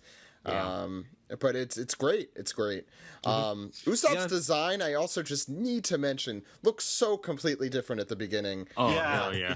I was going to say that. It's like, I'm so glad Oda got better at drawing Usopp. He's almost completely different. hideous in the beginning. I It think takes a that's lot why of getting used to. I don't remember a lot of people liking Usopp much, and I was never that. I was never the biggest fan, but What's funny is like Usopp reminds me a lot of cousins I have, but and no slant against them, but just like the flavor of his face and the texture. I'm like, okay, I can see that coming up there. But like the greatest thing about him is Usopp's character himself. Like when he's bleeding on the ground and he can't get up, but he's still issuing commands to his little pirate crew to like take care of themselves and take care of Kyra, like giving them an honorable retreat. It's something he's all about.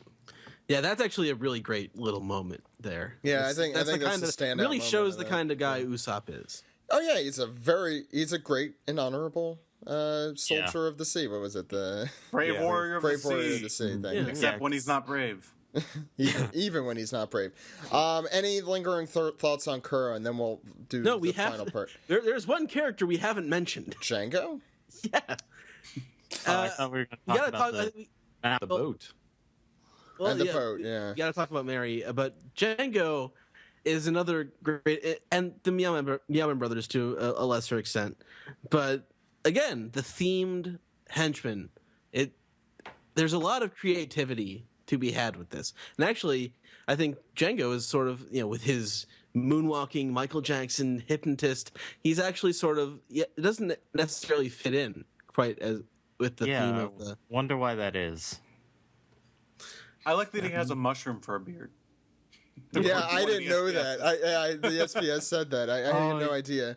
Oh, because you guys didn't read, so you didn't get that little. Yeah, no, that's what a tidbit. Also, I love his glasses because Dana has an exact same pair of those. The voice of Sarah. Oh yeah, no, they're great, and no, I won't spoil anyone about the other thing about the glasses. Yeah. So why don't we talk a little bit about Mary? They get a ship finally. The Merry-Go. The Merry-Go, Going Mary. Going Mary, yeah. Depending on who you're talking. I think people called it the Merry-Go, though. That's Well, that's go acceptable. is just a suffix for a ship, right? It's like the SS. Like saying the SS Going Mary. So I'm wondering why the difference between the anime and the manga here with the ship's name, if anybody happens to know.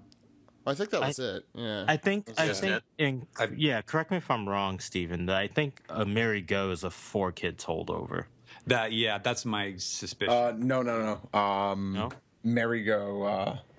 I think Merry-Go came out before 4 Kids dub had aired. Did 4 kids also refer to as Merry Go or Going Mary? Yes. Yeah. Merry-Go. I think by the time it was airing, I think Baratie was already being published in the Shonen Jump magazine. I also often forget that Mary was an actual person. Yeah. I think, and this isn't going to spoil much, but I think that, there's a race out there of half people, half animals, and I feel like Mary has to be one of them. But maybe He has not. horns. Maybe it's just his hair. Yeah, it could be like, what was that, sure, Moji yeah. or Moji, right? Moji, yeah. Yeah, Moji. Who had that's just his hair. That is just his hairstyle. Was that in an SBS or did he actually say Yeah, that? It's just his hairstyle. I think that's all I have to say about Kuro. Unless anything else, I The did last enjoy thing it is about the everything. glasses. That's about it, which I thought was very clever. Yeah, it's the way he adjusts his glasses. Exactly. yeah. I Yeah. think Brian, you tweeted The something one about cool part about Kuro. Well, it was just something that, back on Oda character quirks, it's something that you don't have to include in the story, but it gives it such a nice texture and flavor and kind of makes your reader feel smart once, that's revealed to him. It's like, oh, that's why they did that weird thing. It actually makes him kind of a badass. Yeah. Well, the thing is, he was almost definitely a badass at some point, but he's not. He just wants to do nothing. He wants to go to Florida. Anyway, let's get into the next part. We get a flag, and we head to get some grub at Baratie. We're not going to go through the whole thing today. We're not going to go about Don Krieg today, but we could at least talk about Sanji. I thought we were going to talk about Johnny and. Johnny and Yosaku, of course. And me. Johnny. Come on. No, we'll talk about Mihawk, but Okay. that's the last thing we're going to discuss because that's the very end. But I think we should talk about them first because the way that they're Yes, revealed yeah. is kind of funny, and a little Kind bit of. it's also a little bit foreshadowing, which I always really liked. It's Yeah. They're firing off a cannon, which they happen to have on the merry-go, and Usopp, because he says he's like this sharpshooter, he instantly hits the rock on his first shot, and they board the ship like, you hit us. We were resting on that rock. And I think it's Yosaku, like whatever his name is. Yosaku. Yosaku has right? scurvy. Yeah. And he's begging for help. Johnny's begging for help. And Nami's like, you guys don't know what you're doing. He needs lime and you need to... How It's do you nice not to know see. how to handle scurvy on the It's nice to seas? see scurvy as something that's introduced in the story. I often forget that, but these two I also love as characters. I think we'll probably talk more about that next week. But Steve, since you're not going to be on next week, maybe you want to talk a little bit about them. I know. I think you're a big fan, right? Johnny and Yosaku. Yeah. I always like these guys. I don't think there's a lot to them, but they were Zoro's boys before Zoro. There's a What's big Zoro? gap in Zoro's story, and I was always curious to see these three adventures. Like the I would love spin-off. I would love to see the in between. And the anime kind of took its own liberties and had an episode where Zoro met Johnny and Yosaku, but not much. I have you a guys feeling Oda might be saving that for another time too. I don't Maybe know. I don't know. We've never we don't really see them much throughout the rest of the story, but I always kind of like them. I like their designs. They're like the Bill and Ted of One Piece. Well said. I like it. There's not a lot to them. They're kind of cool to have around. Like, oh hey, like they're a good use of exposition. I should say. I love how they call everybody brother. Yeah. Yeah. Well, they started to call Nami sister, but she immediately made them stop. And then they're like, all right, brother Nami. Brother Nami. Brother Nami. So I want to talk a little bit about Sanji and the Baratie. We go through in the next segment with Greg a little bit about the history and where that comes from. It comes from a real restaurant that Oda worked at. But what do you think of Which is featured in OPP Japan, which you can watch at oppjapan.com. Thank you, thank you, Greg. No, Jose. Thank you, Jose. But I guess your initial thoughts on all these characters, because we're definitely going to get a little more in depth with them next week. Full body, Zeph, Sanji, Steve. I feel like you have to take the helm on Sanji.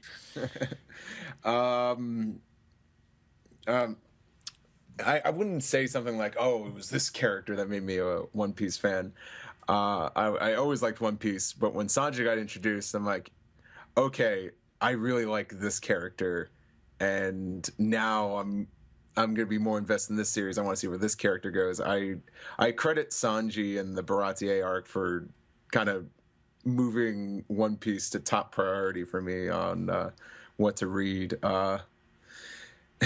It's, man, it pains me to say this, but Sanji was he was the original Poochie of One Piece. Because when I think back, it's like I just always thought he was cool. He was okay. He's like Zoro. He's a badass. He's a fighter, but he's different from Zoro. He's suave. He's sophisticated. He's a sharp dresser. He's always smoking a cigarette. He has unique hair and twirly eyebrows. Based on Steve Buscemi. Yeah, That's the most amazing part of it. well, it makes sense. Well, based off of Mr. Pink from Reservoir Dogs and Right. Sanji's temperament, it all makes sense. I really enjoyed this character. I'm like, okay, we got a good dynamic here because I knew he was joining the crew. I'd seen so many images and other stuff, so I was just Spoiler alert for that. And he's so unique. I love his stance. Like, oh, I'm a cook. I need my hands to do what I do, so I can't sully them in battle. So I just kick, and he does this. Was it capoeira kicks? If I pronounced that correctly, where he just like does a handstand and just spins his legs, and I was like, "There's dance fighting." Sexy dance fighting, break dance fighting. I just thought like there's so many things to love about this character. He instantly became my favorite. I drew him a ton of times, and hey, the dynamic of a restaurant just floating in the middle of the ocean, that's pretty unique. But he also With a has bunch of insane cooks.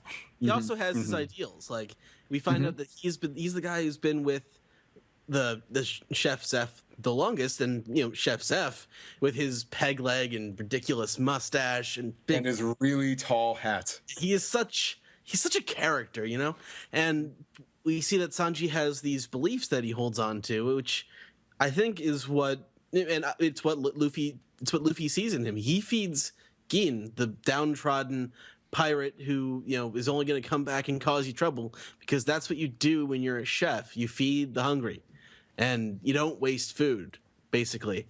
And I think that's where it was kind of telegraphed that he would be the one to ultimately join up, but you can see it when they show him having these taking these strong stances and believing in things and acting on them. Yeah, without getting in too much of future Sanji stuff, I think Sanji's kind of the most fanatical about the things, his code and his ethics. Yeah. Like I don't know about that. I have beliefs about Zoro, but yeah. I also want to briefly mention Patty, since Brian, you brought up a resemblance on Twitter. Yeah. And I want to say the person did retweet what you said. Get the hell out of here. Yeah. Nice. I didn't check on that. Yeah. Get the hell out of you here. guys want to explain this to me? I didn't see explain this. it. Oh, explain it. I just realized this. I've been reading this forever.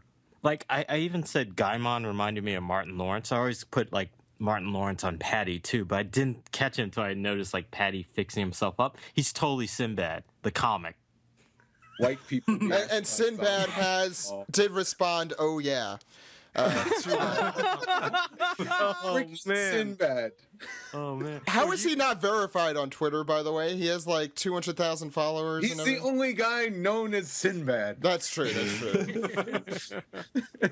What other Sinbad could there be? The funny thing is, when I first saw this character, my immediate thoughts was the genie from Aladdin. I'm like, oh, here we go. It's some more Disney-looking characters. Said like very face structured, around that mouth, and the genie is what I always thought of. With Sinbad, if Sinbad believes it, now I have to believe Sinbad literally said, "Oh yeah," so that's who it is. That's who it is. He also kind of has the facial hair a little bit, even. We already kind of know Oda's kind of hip to like American culture, especially in the 90s. Steve so, Buscemi. It's funny though. At the end of Volume 1, where they have the mini profile of Oda, it says countries he's been to: Japan and America. Yeah, and we know he goes to Hawaii later too. I don't. Where in America has he gone? Do we Freak know? state. I don't know. It just says America. What? It's a Simpsons line. Why would he go to Florida? All right, there's one more thing I want to talk about, and that's how big the world gets through Mihawk. And, oh my god! And I think, Brian, Yeah. I'm going to let you start with this. You hinted that this is kind of what hooked you, and then there were no more volumes. So, I'm chomping at the bit for this. Okay, so you already set up Don Cree. He's the most badass pirate in East Blue on the Eastern Seas. He goes to Grand Line, gets his ass kicked, and we find out who does it. And literally, this dude shows up with a giant sword and cuts his fucking ship in half. His boat is like a coffin. His boat's a coffin. And he's just floating on there. And he looks like one dude. He looks like something out of Count of Monte Cristo. Yeah, totally. Yeah. With his swirly sleeves, and which is actually improved upon in the anime with the eerie green candles. Yeah. That actually did improve. He just looks dastardly as fuck. I rewatched that anime episode since Crunchyroll recently got the special edition. I kind of want to test it out. I'm like, I just read that chapter. I'm like, okay, this is like one of the most badass things in the first 6 volumes by far. I'm going to watch the episode. It's a great episode. It's a very well done anime episode. What I love specifically about when Mihawk shows up is that it shows you how big the world is. You think Zoro and Luffy are like badasses, like no one can hurt them really and take them down. Mihawk shows up and completely owns Zoro. He completely decimates You know that him. face that Mihawk makes when he says, "I don't have anything smaller." Yeah, I have that screen cap of that. Yeah. So good. And this is really the point where Zoro became my favorite character. You know, a wound on the back is a swordsman's shame. Yeah. You know, yeah. And Mihawk just goes magnificent and cuts him down. I love that. Let me tell you one of the many tales of Steve is stupid and doesn't understand storytelling. Is this a new segment we're doing? I picked up an issue of Jump. That's when Mihawk showed up, and Zoro's gonna fight him. Missed out on the next issue, and I just assumed, I guess Zoro just beats him, and then they go on to go after Nami. How stupid was I? Like, Zoro wants to be the greatest swordsman in all the world. Oh, here's the greatest swordsman in all the world. Oh, so I guess Zoro's just gonna beat him, become the greatest swordsman, and then move on. But that's also what's so great about the series and like Oda's twist. Like, if you're reading week to week, you probably would have almost expected that. Yeah. You like, would the show's over. It's insane to introduce the guy that that your protagonist has to beat so early in the story, and then for a main character to be humbled like this. It's that's why I've never seen anything like it. So I wasn't expecting that. Yeah. And coming back from that, he says, "I will never lose again." I said that was my first tearjerker scene in this series, and it really it's not like I was weeping, but I definitely teared up a bit. You caught some feels. Yeah, it's just such like, okay, he went there. His dream is literally standing in front of him. For him and for his lost childhood friend, he could overcome this, become the world's greatest swordsman, but he just gets his ass kicked so hard that it's basically a toothpick that undoes him. Mm-hmm. And afterwards, he's left alive out of not really, I don't want to say mercy, but in Mihawk just kind of admiring and I guess seeing himself in him. No, it is mercy. Yeah. I mean, Mihawk wouldn't normally have mercy on people. He'd just get bored with them. But he has mercy in this case because he likes what he sees both in Luffy and in Zoro. He hasn't seen someone with the convictions that either of them have. He says, "I'm going to be king of the pirates. I'm going to be the man who's going to surpass you as the greatest swordsman in the world." And he doesn't see that in a lot of people. Well, I also love that Mihawk even points out, like, you trying to be king of the pirates is, like, loftier than trying to beat me. Mm-hmm. Yeah, you think what just happened here was tough to watch? What you have to go through next? That might take another 100-something volumes to go through. Any more about Mihawk? Because I'm gonna. Yeah, I was gonna say, and I completely agree with Brian. Like that, the Mihawk thing was definitely where I got hooked, and my perspective on like these volumes specifically, just these like the first half of East Blue here, 6. is like objectively, I look back at them. This is basically like the childhood of One Piece. Yes. Like everything that happens the first time you go through it, it's deadly serious, because this is like, everything that you see is like each guy is like the worst guy yet. But when you go back and look at them, you just look at me and you're like, oh my god, these guys are so corny, and it's They're just so like small. The story is they're so small. Yeah, Yes, I was going to say that. Yeah. So small. It's very, very small. And Mihawk is the first part, I think, where you truly see like Oda. I think it's Oda's signature like storytelling move, which is being able to shift your perspective on like the world that he is portraying. And he basically sets up these goalposts where it's like, okay, you thought this is going to be the biggest thing you ever seen yet. No, here it is. Yeah, and then totally. immediately after that, they have to continue like fighting, this little chump guy. Which we'll talk more about. Mihawk could squash Krieg like an ant, and Luffy has to fight him for almost a volume. Yeah, 2 volumes. And I think there's this sequence, and I was really struck by it when I was rereading this. That is just like, if you weren't hooked, now, then what's wrong with you, sort of thing. Where there's the end of the chapter, and it's the very end. There's the page. It's like the very end of Zoro and Mihawk. Zoro's beaten and whatnot, and then the next page is the last page in the chapter, and it's Nami going off on her own on the Mary. And she's crying about something that you don't know what it is, but it's like everything is falling apart. And like until that point, Oda had never done anything like as complex and as kind of jarring as that. And it's just like, oh wow, this, like, he's really taking this somewhere new.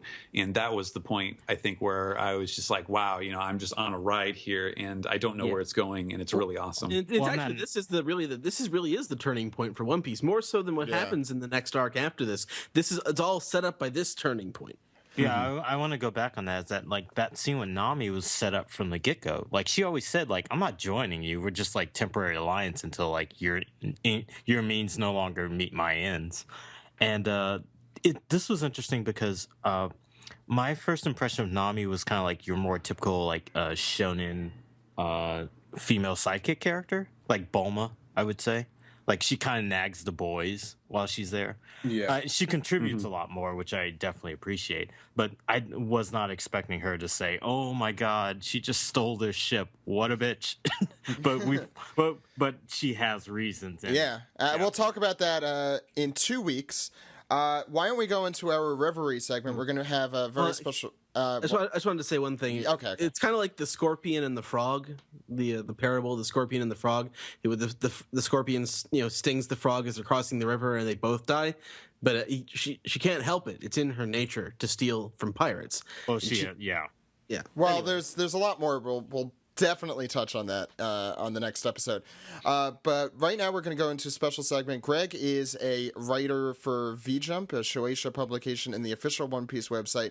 We're going to have him and Jammer, our editorial-in-chief, and we're going to go through not just the how they got into One Piece, but also kind of the consequences as to how these arcs look in comparison to future events. So if you don't want to be spoiled, the next segment is something you might want to avoid, but you could join us at the end, so we'll see you there.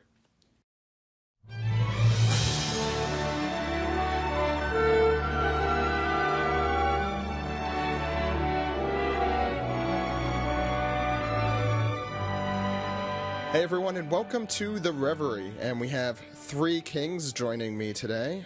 First, we still have Steven here with us. Hey, Steven.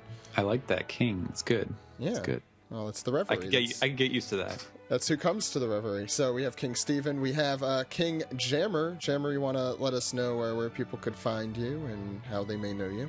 JosephMedinaWriter.com is awesome. I just started a new podcast at Static Multimedia, the Static Real Podcast, so check that out. Now, is the URL Jammer JosephMedinaWriter.com? Is that how that works? No, it's just JosephMedinaWriter.com. Okay. I know I'm awesome, but can't take too many liberties. Okay. Getting off to a good start here. And we also have, joining us from Japan, we have King Greg. Hey, Greg.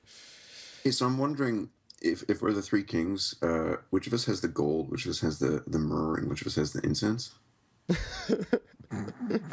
No? Can I have the gold? I kind of want the gold. We three kings of Orient are. Is that racist these days? I don't even know. Like, can you say Probably. one? Probably, yeah. Okay. It's on this song. Again, good No start. offense intended. What's up, gentlemen? How are you? I'm good. How are you, Greg? I am great. I'm really happy because I'm happy to be recording with you guys at this time. This is a special time for me. This is early on Sunday mornings. Yeah, we haven't. Can I we say used that? to do this. Can we? Spoiler alert: these aren't recorded live. You're not listening to a live show. Greg, you're ruining it. You're ruining it for everyone. Greg, where may people know you from? Because I know this may take a while just to go through your resume, but you've been with us on the podcast for, I think, almost all of our 6 years at this point. But where might people know you otherwise? I do a column for OnePiece.com, and I also do a article for VJump. I used to run a website, which is mostly now defunct because I'm busy doing a column and an article each month. So Went straight. I went. You've tried the best. Now try all the rest. Right. So yeah, that's what I do. I'm also an English teacher, so I teach English to elementary school children. That is my real job. Awesome. At night, I put on a mask and I sit at a desk and I tap it away at a computer. Now, we actually put a whole episode together, Greg, just for you and your, as we called it, Greg's Bizarre Adventure, because your story is just insanely awesome and mostly unbelievable, but it did happen. And as briefly and climactically as you can, how would you describe your One Piece journey, or what major events happened? As briefly as I can? However you'd like. Okay. One word. Ermagerd. No, let's see. Well, I guess I went from being a fan, like just a Dragon Ball fan, to getting introduced to the series when I was in Japan, on a Rotary Youth Exchange. And I guess, long story short, I found Steven's fan translations on the internet when I was looking for some One Piece translations that were readable. And what was the name of the site, Steven? It wasn't Androids Don't Dream, but it was like... what's that? Robots Never Sleep, I think. Robots Never Sleep, yeah. And Steven is really the reason why I got into One Piece, like big time, because I read his translations and I was just like, whoa, this is way more deep than I thought it was, because at the time I was struggling through reading it in Japanese. And I guess it's kind of serendipitous that where I'm talking about this now, because after I found Steven's translations, the first thing I did was go back to the start of the series and started rereading through it. And that's how I became a really deep fan and found a love for the series. So that's how it started.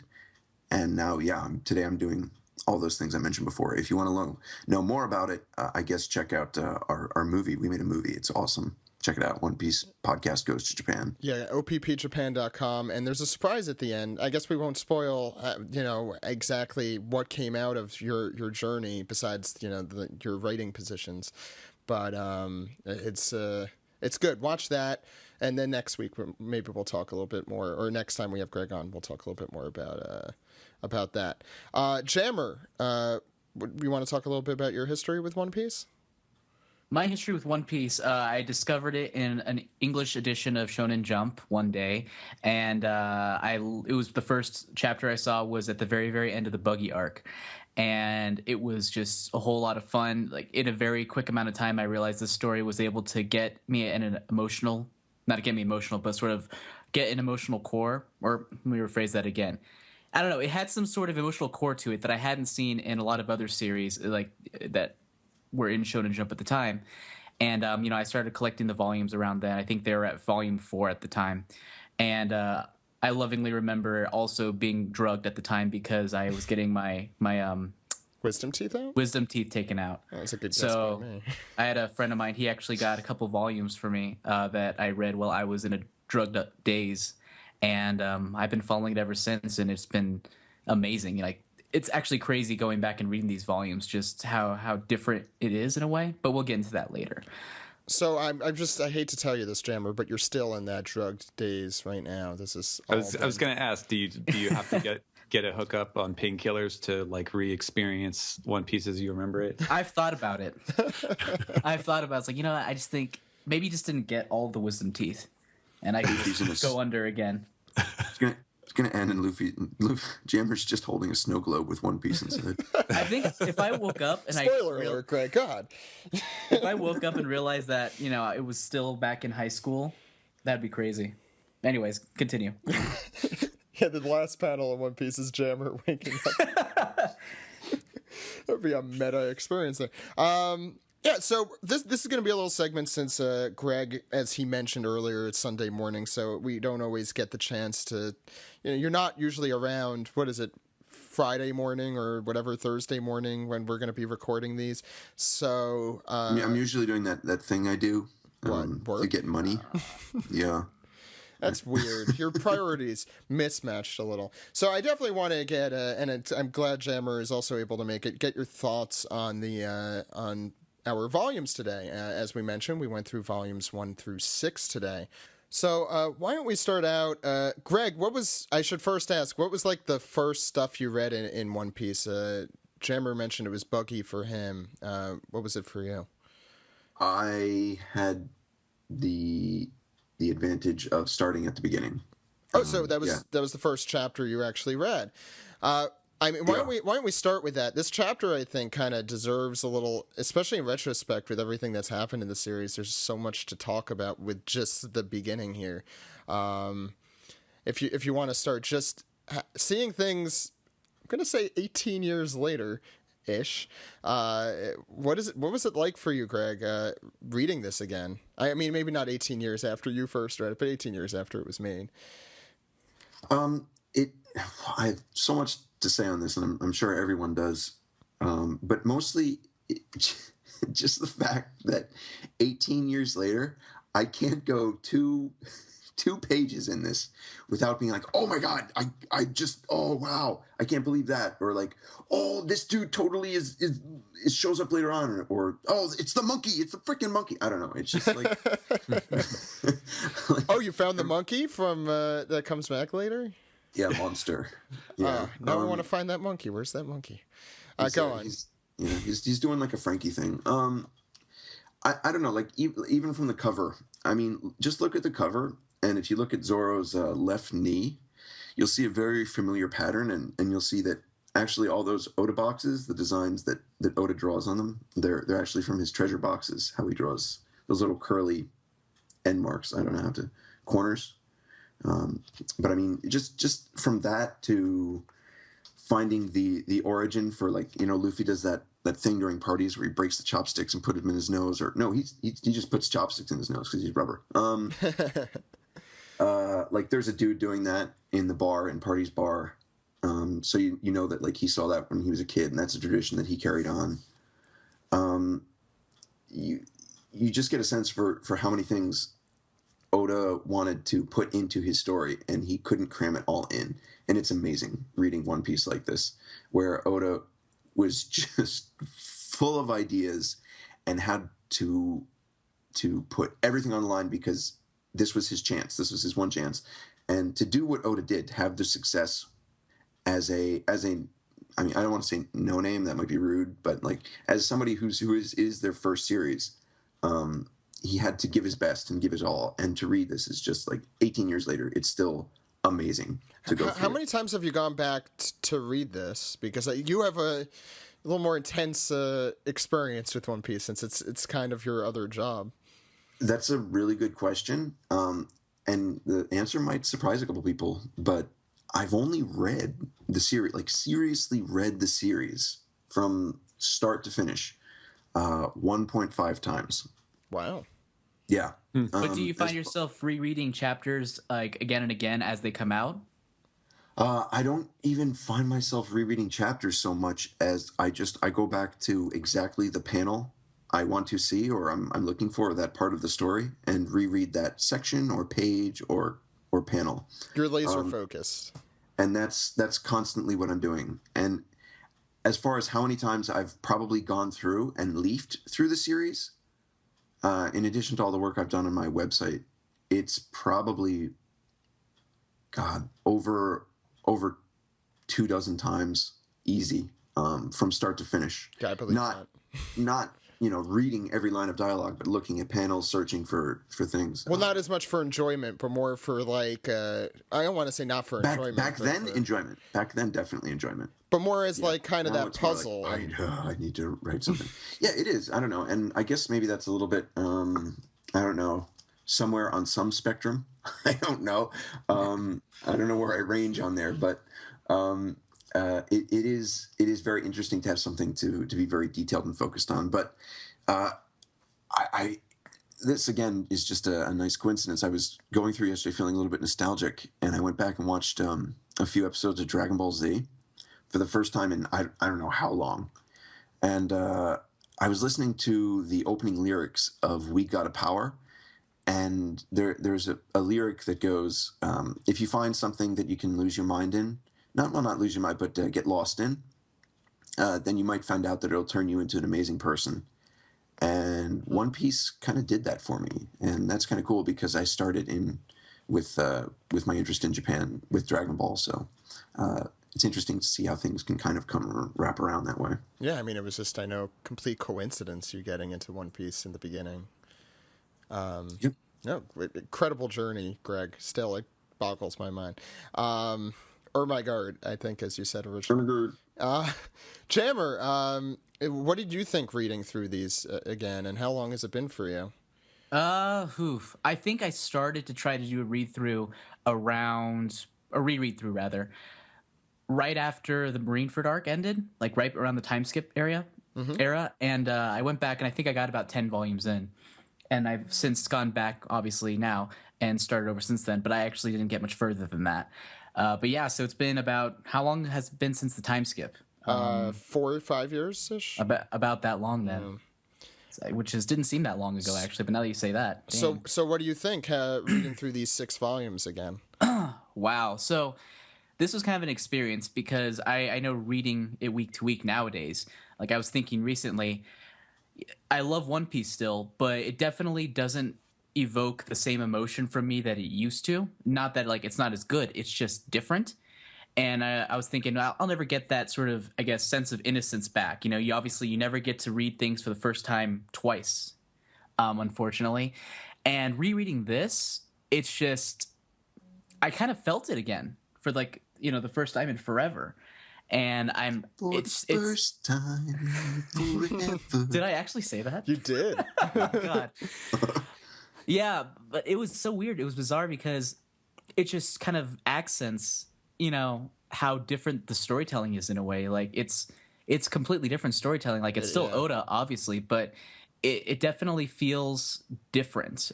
Is it just me, or is it? I don't want to say exaggerated Oda, but it's like Oda to like the nth degree a little more. Or I don't know. It's to me, it's kind of the difference between. This is a really bizarre type of thing. But if you have a movie like The International, which was sort of this weird. You've already lost me. Okay, well, it's a movie. Go ahead. It's one of those really convoluted crime thriller type things. Okay. And then something like Taken, it's just very bare bones emotional core of this. Early on, One Piece, I feel like is more like Taken, where it's all about very centered on an emotional core. And nowadays, it's more like The International, where it's all about an interconnected set of events. And it's almost more about that. Yeah, Oda does make stuff about emotion still, but at the end of the day, I think a lot of times we're more there for the story than sort of the emotional core to the story. Well, that's actually a great transition to what I want to ask Greg here, and that's going through it again. What kind of little things did you notice? I mean, you already mentioned the monkey, but like what other things are interesting or popped out or? One of the things that is really cool. I can actually be connected to one of the most recent chapters. Is 785, and if you look at the chapter, there's a part where I think Higuma comes into the bar the second time, right?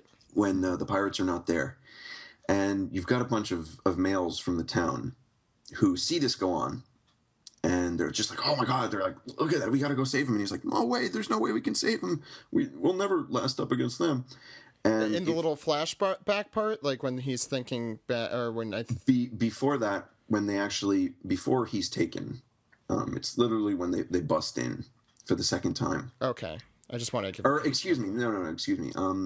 It's, when, what's her name? Makino. When Makino goes to Whoop Slap. She goes to Whoop Slap. I wonder what he'd think about all this. Whoop Slap, and she's like, we gotta save Luffy. You'll see them gathered in like the town square area in front of the bar, and there's these two guys. And I think that's page 32 and 33 ish. Okay, and if you look at them carefully, this is one of Oda's policies, and this is getting to my point. Is he has a set core of policies, some of which he developed over time, and some of which he's kept over time. And the one that you'll find in 785 is that he selects the characters that you'll see in every panel, especially the mob scene characters, with a great level of attention to detail and how they can convey the story in a meaningful way.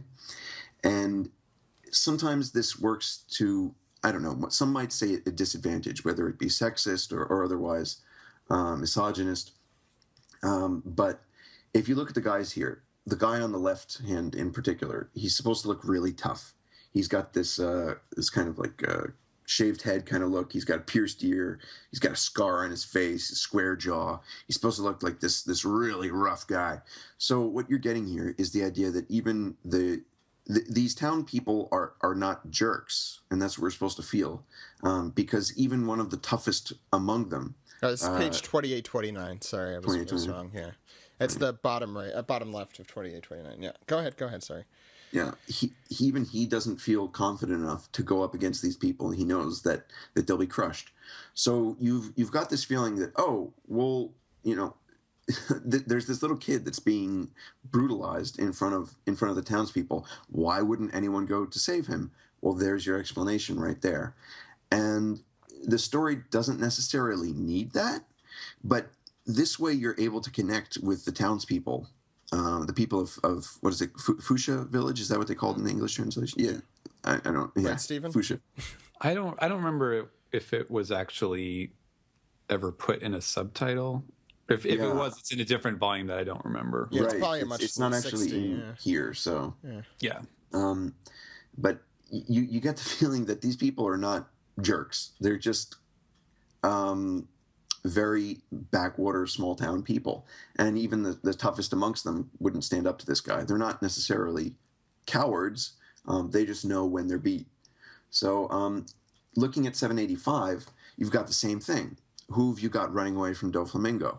Well, almost every time we're supposed to be seeing someone running or going somewhere, it's someone with a crutch, or it's extremely old people, or it's people in a hospital. Or it's the grandma running, and he's choosing them not because he wants to randomly draw people or randomly draw grandmas or people with crutches. It's because, hey, look, dummy, this is the kind of emotion I want you to feel. I want you to feel bad for these people and see these situations going on, and he expresses the story without using text. And I know there's show not tell. You mean that kind show not tell? Did you like to? And that's a story thing. Yeah. You want I was just going to say, show and not say it. Yeah, there's probably a term for it that one of you guys know that I'm not up there, but yeah, that's exactly what it is. And it's awesome to see him doing that in chapter 1 and in chapter 785. Yeah, I'm gonna be paying attention to that a lot more now. Yeah, I didn't even think of that correlation at all. Anyone else, something that, or Greg, is there anything else that you notice in all of these volumes? That's a little bit broad. I know it's a big question, but I should say in particular that struck you or in your mind still. I don't know. I'm actually interested in Stephen. I don't know how you felt about these early chapters. Yeah, well, I had a thought, and this is sort of like a boilerplate question, but just as far as, since it's you and me, Greg, we talk about stuff, and we talk a lot, not just about like when we discuss between ourselves, the chapters and developments and things. We don't just talk about like, oh, what do you think this is, or what do you think that is? But we try to kind of get into Oda's head and figure out where he's going with things, or like what his storytelling purposes are, and how he works. And so I figured I would throw this out there, which is, classic scene of Shanks when he saves Luffy, and you get the sea monster from the Little Mermaid comes up and is gonna Flotsam eat or them. Jetsam. Yeah, Flotsam or Jetsam, one of the two. And then he gives him the stink eye, and the creature freaks out and just swims away without anything. And at the time you see that, the first time you read this chapter, you think, oh, it's just one of those like force of presence things. Like, Shanks is just such a badass that Manga trope number right. 2,400. Yeah, totally. Just through his sheer presence alone, he just freaks him out and says, "You don't want to mess with me," on an instinctual level, and he swims away. But now you could look at this and think, is this hockey? Obviously. There are other cases where stuff like this has happened later on, where it's a much more clear as a kind of the first signs of what Oda would then develop as hockey. But do you think, like, how much of this do you think this was at this point, was Oda just doing, as you said, manga trope number whatever, or do you think he thought maybe this is something to Shanks's abilities that I will develop at a later point, or was it something that he probably came to later, where it's like, oh yeah, this is a really cool scene with Shanks. I can tie this into this new power that I'm going to develop in the story, however many volumes later. Because I think we can probably all agree that Oda does not. He probably did not have like, okay, so chapter 1, I'm starting it up now. I've got hockey. It's going to have 3 different colors. And it's going to be these different. Obviously he's not. He did not develop it all out at that point. So I'm going to have this arc in 18 years. Right. It's going to be this feathery guy, and he's going to be right. Yeah, but yeah. So what do you think? At this point in this series, what's your guess as to how Oda saw that particular scene? Just because it's something that we can look at much later and think, what if that was? Yeah, Oda is a master at having a broad idea of what he wants to do and giving us little bits of it, because we are hungry little fans we are, yeah. And we'll eat up everything, and he knows that as an author, and he can give us these little bits of information, and we can talk about them, and this gets back to him. He reads every piece of fan mail, regardless of what country it's from. And even when he doesn't speak the language. Even when and that's totally serious. He totally reads everything. And that doesn't mean he necessarily understands it, mind you, people from other countries listening, but he does. He browses over every one of them. And he has a sense of what the fans are thinking, of what the fan community thinks. I don't think he's actively going out there and searching for things on his own, because he doesn't. I don't think he really wants to spoil himself for ideas, but he knows what we're thinking. And one of the things he hates to do is to have someone know his story in advance. He doesn't like it if he doesn't like to give us something that doesn't surprise us. And as an author, I think that's an awesome policy. So sometimes it's unavoidable. I mean, if he has a big story movement that he's trying to get to, and somebody out there is, hitting on it, and it's something that's obvious because of his style, it's unavoidable. Also, there's millions of people out there reading. There's millions of people out. millions. Yeah. So someone might get the answer to what he's. Yeah, I'm not going to say that every single happen. detail in the story. Yeah, not every single detail in the story is going to be something absolutely new or surprising or breathtaking.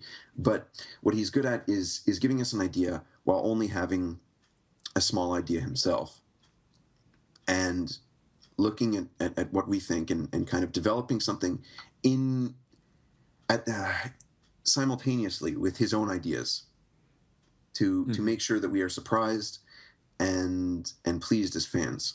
So when he did this with Shanks, I'm fairly certain that he had an idea in his mind for something in the series that would be a quote unquote power up. And I think just as this is it's such great timing. Chapter 785 again. Yeah. We've got more hints that there's still potential for power-ups. And again, if you go back and you read, and I know you guys, we'll touch upon this, but or have technically, or have technically, yes, yeah. You find hints that this was there the whole time. Did you see any hints of that in these in this part? Oh man, no way. I think there isn't an earliest time for it, but I mean there might be something even before that we don't even know to look for. I'm sure. Yeah, it consistently surprises me, and reading these 6 volumes again, that finding things I'm like, oh, he was hinting at that back here. Lots and lots of stuff that either I didn't remember was being hinted at, or just I never realized. Yeah, it's nuts. Or just the way he's able to mine, even just mine stuff that he wrote back in the day, not even thinking about it, and just mine it for more stuff. I'm sure, he knows fans love that too. Yeah, Morgan's back here again with Captain Kuro, for example. Right. Which even gets mentioned in an SBS, I think in volume 5 or 6. I think the greatest testament, and I think I mentioned this on a message board a while ago. I don't know if I ever mentioned on the podcast, but the greatest testament to Oda's ability to introduce these little things and have them grow into something huge is that I've seen all sorts of people debate this before and be like, I'm sure Oda planned this particular event out in advance, or oh my God, Oda's got to be BSing on this. He totally pulled this one out of his butt. And given my position, I've been able to hear some of what Oda has and has not planned out in advance from others who were close, who would have known his creative process at the time, essentially. Yes, and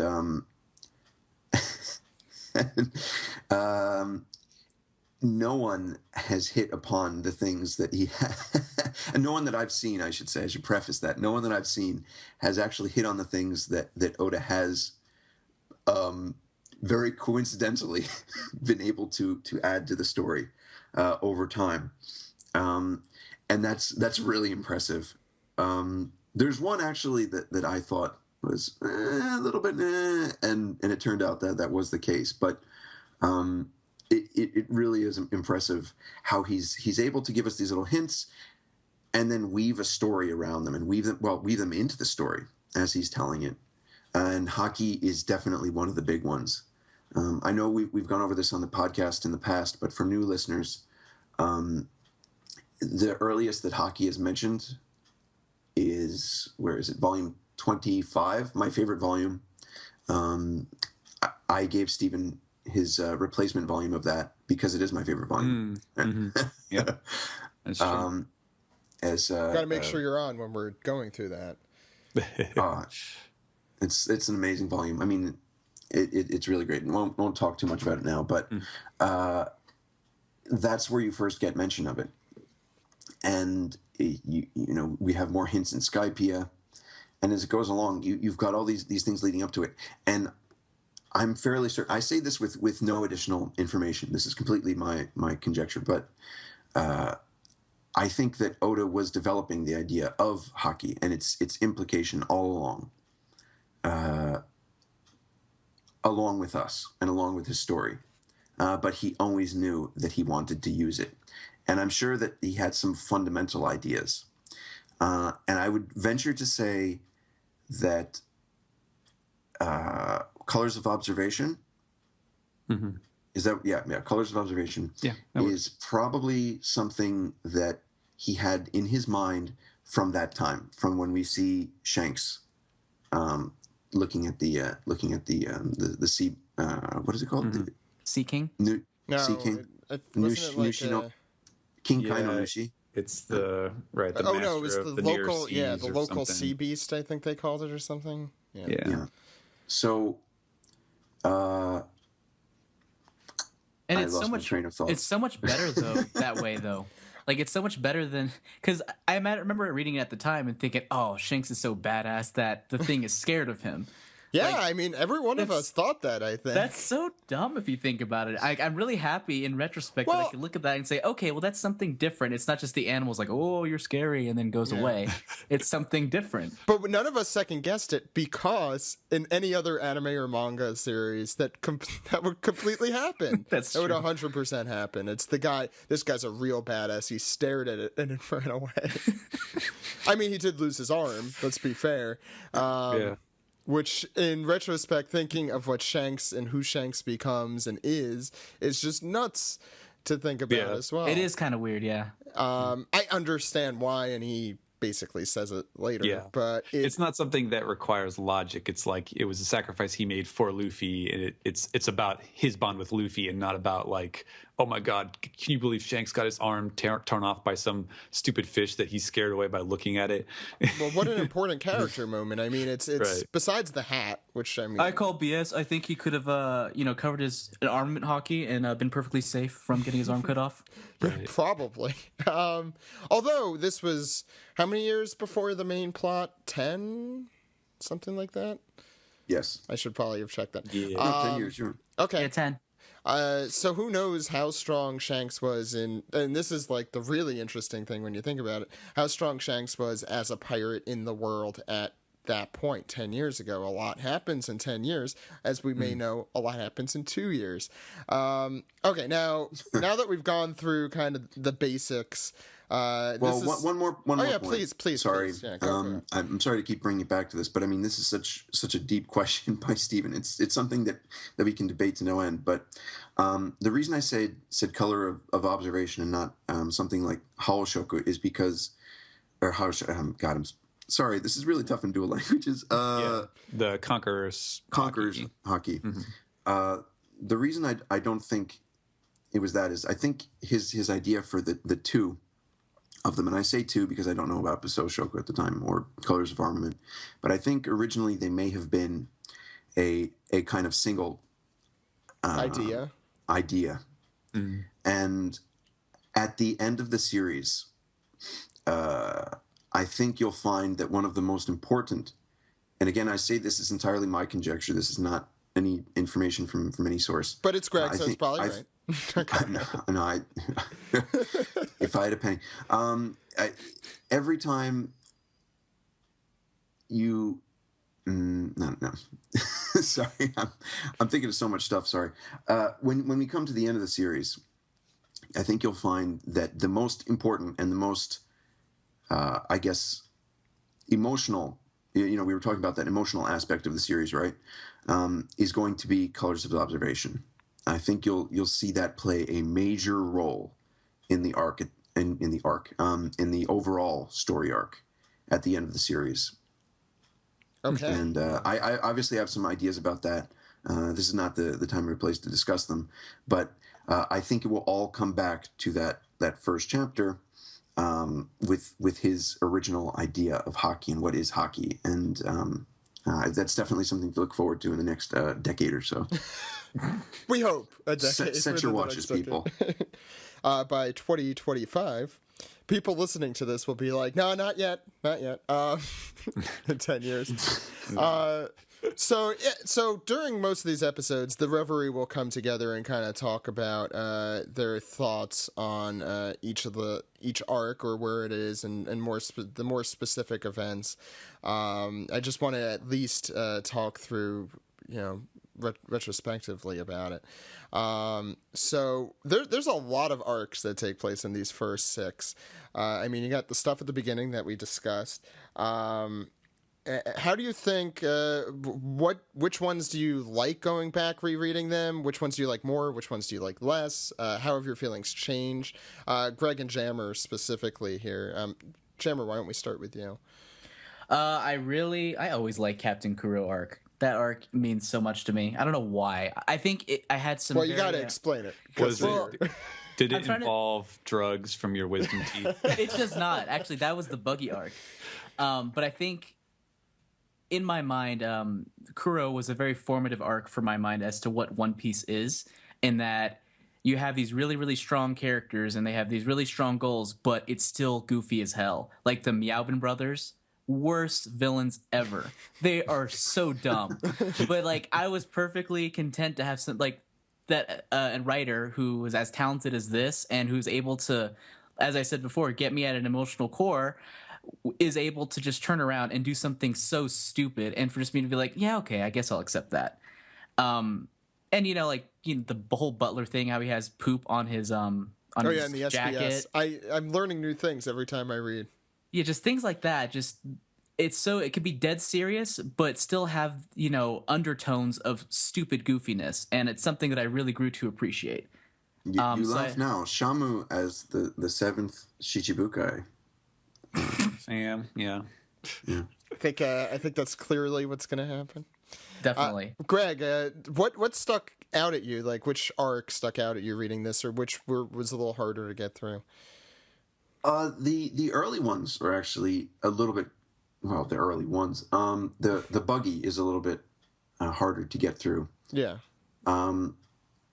Because for an early arc for a shonen manga, I think it's actually quite long. It goes on for quite some time, and it's a little bit repetitive. I agree with you. Yeah, I know what you mean. I don't dislike it by any measure. Yeah.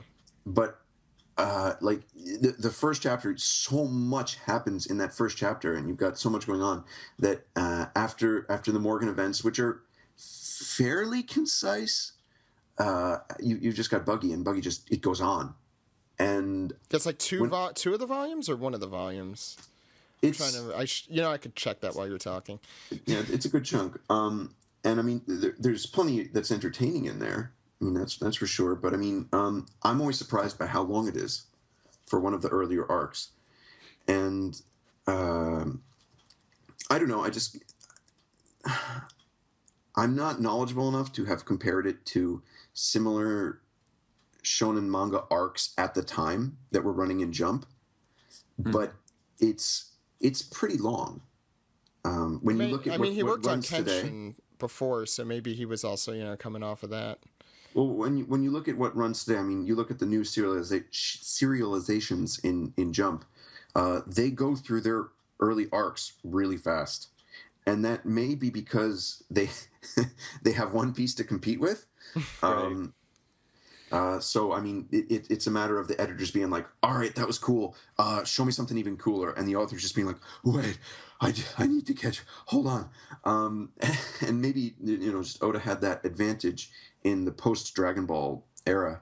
But it does lag for me a bit. And then you get into the Kuro arc. Well, you completely forgot about Gaimon. I mean, there's that whole thing, too. Which I forgot about rereading. I'm like, so right, boring. Gaimon. See, no, you know what? Yeah. Go. I've forgotten about it now, but it's entertaining, right? And you need, I think, if anything, that's what One Piece is kind of missing right now, is the Gaimon. We need a little bit more Gaimon in One Piece right now. Yeah, I agree with you. Like, I forgot about Gaimon existing. I often do. Do you mean just like really short one-off stuff? Yes. Yeah. And not even one-off. I mean, a volume off would be wonderful right about now. People are like, oh, Foxy. I'm like, what are you talking about? You totally needed Foxy. Foxy was great. Foxy was amazing. Foxy was like one of my favorite things in this show. You know what? Gaimon going back, and probably have said this already, I appreciate a lot more than I think I did the first time, because at first you're like, okay, I'm trying to get through this series. Come on. But here, just what a welcome, like, little respite. But keep going on. Sorry, Greg. No, you're gonna go into Kuro, beyond. Oh, Kuro. Yeah, well, Kuro is just a pleasure to read. Usopp and his significantly smaller nose and different face, just completely different face. He looks Different so type different. of nose in general. Yeah. Like wider nostrils. Yes. He's got like almost a Blackbeardy nose. Well, he was Yeah, young. he He was does. developing. So. Well, yeah, Blackbeard's nose has since become Usopp's nose, so I think that's how that works. In the anime, at least, right? Just the anime. True. Yeah. It's this arc meant a lot more to me when I read through it with Stephen's translations. This was one of the stories that when I went back and read, because originally I read the story with a Thai translation, or a Thai translation.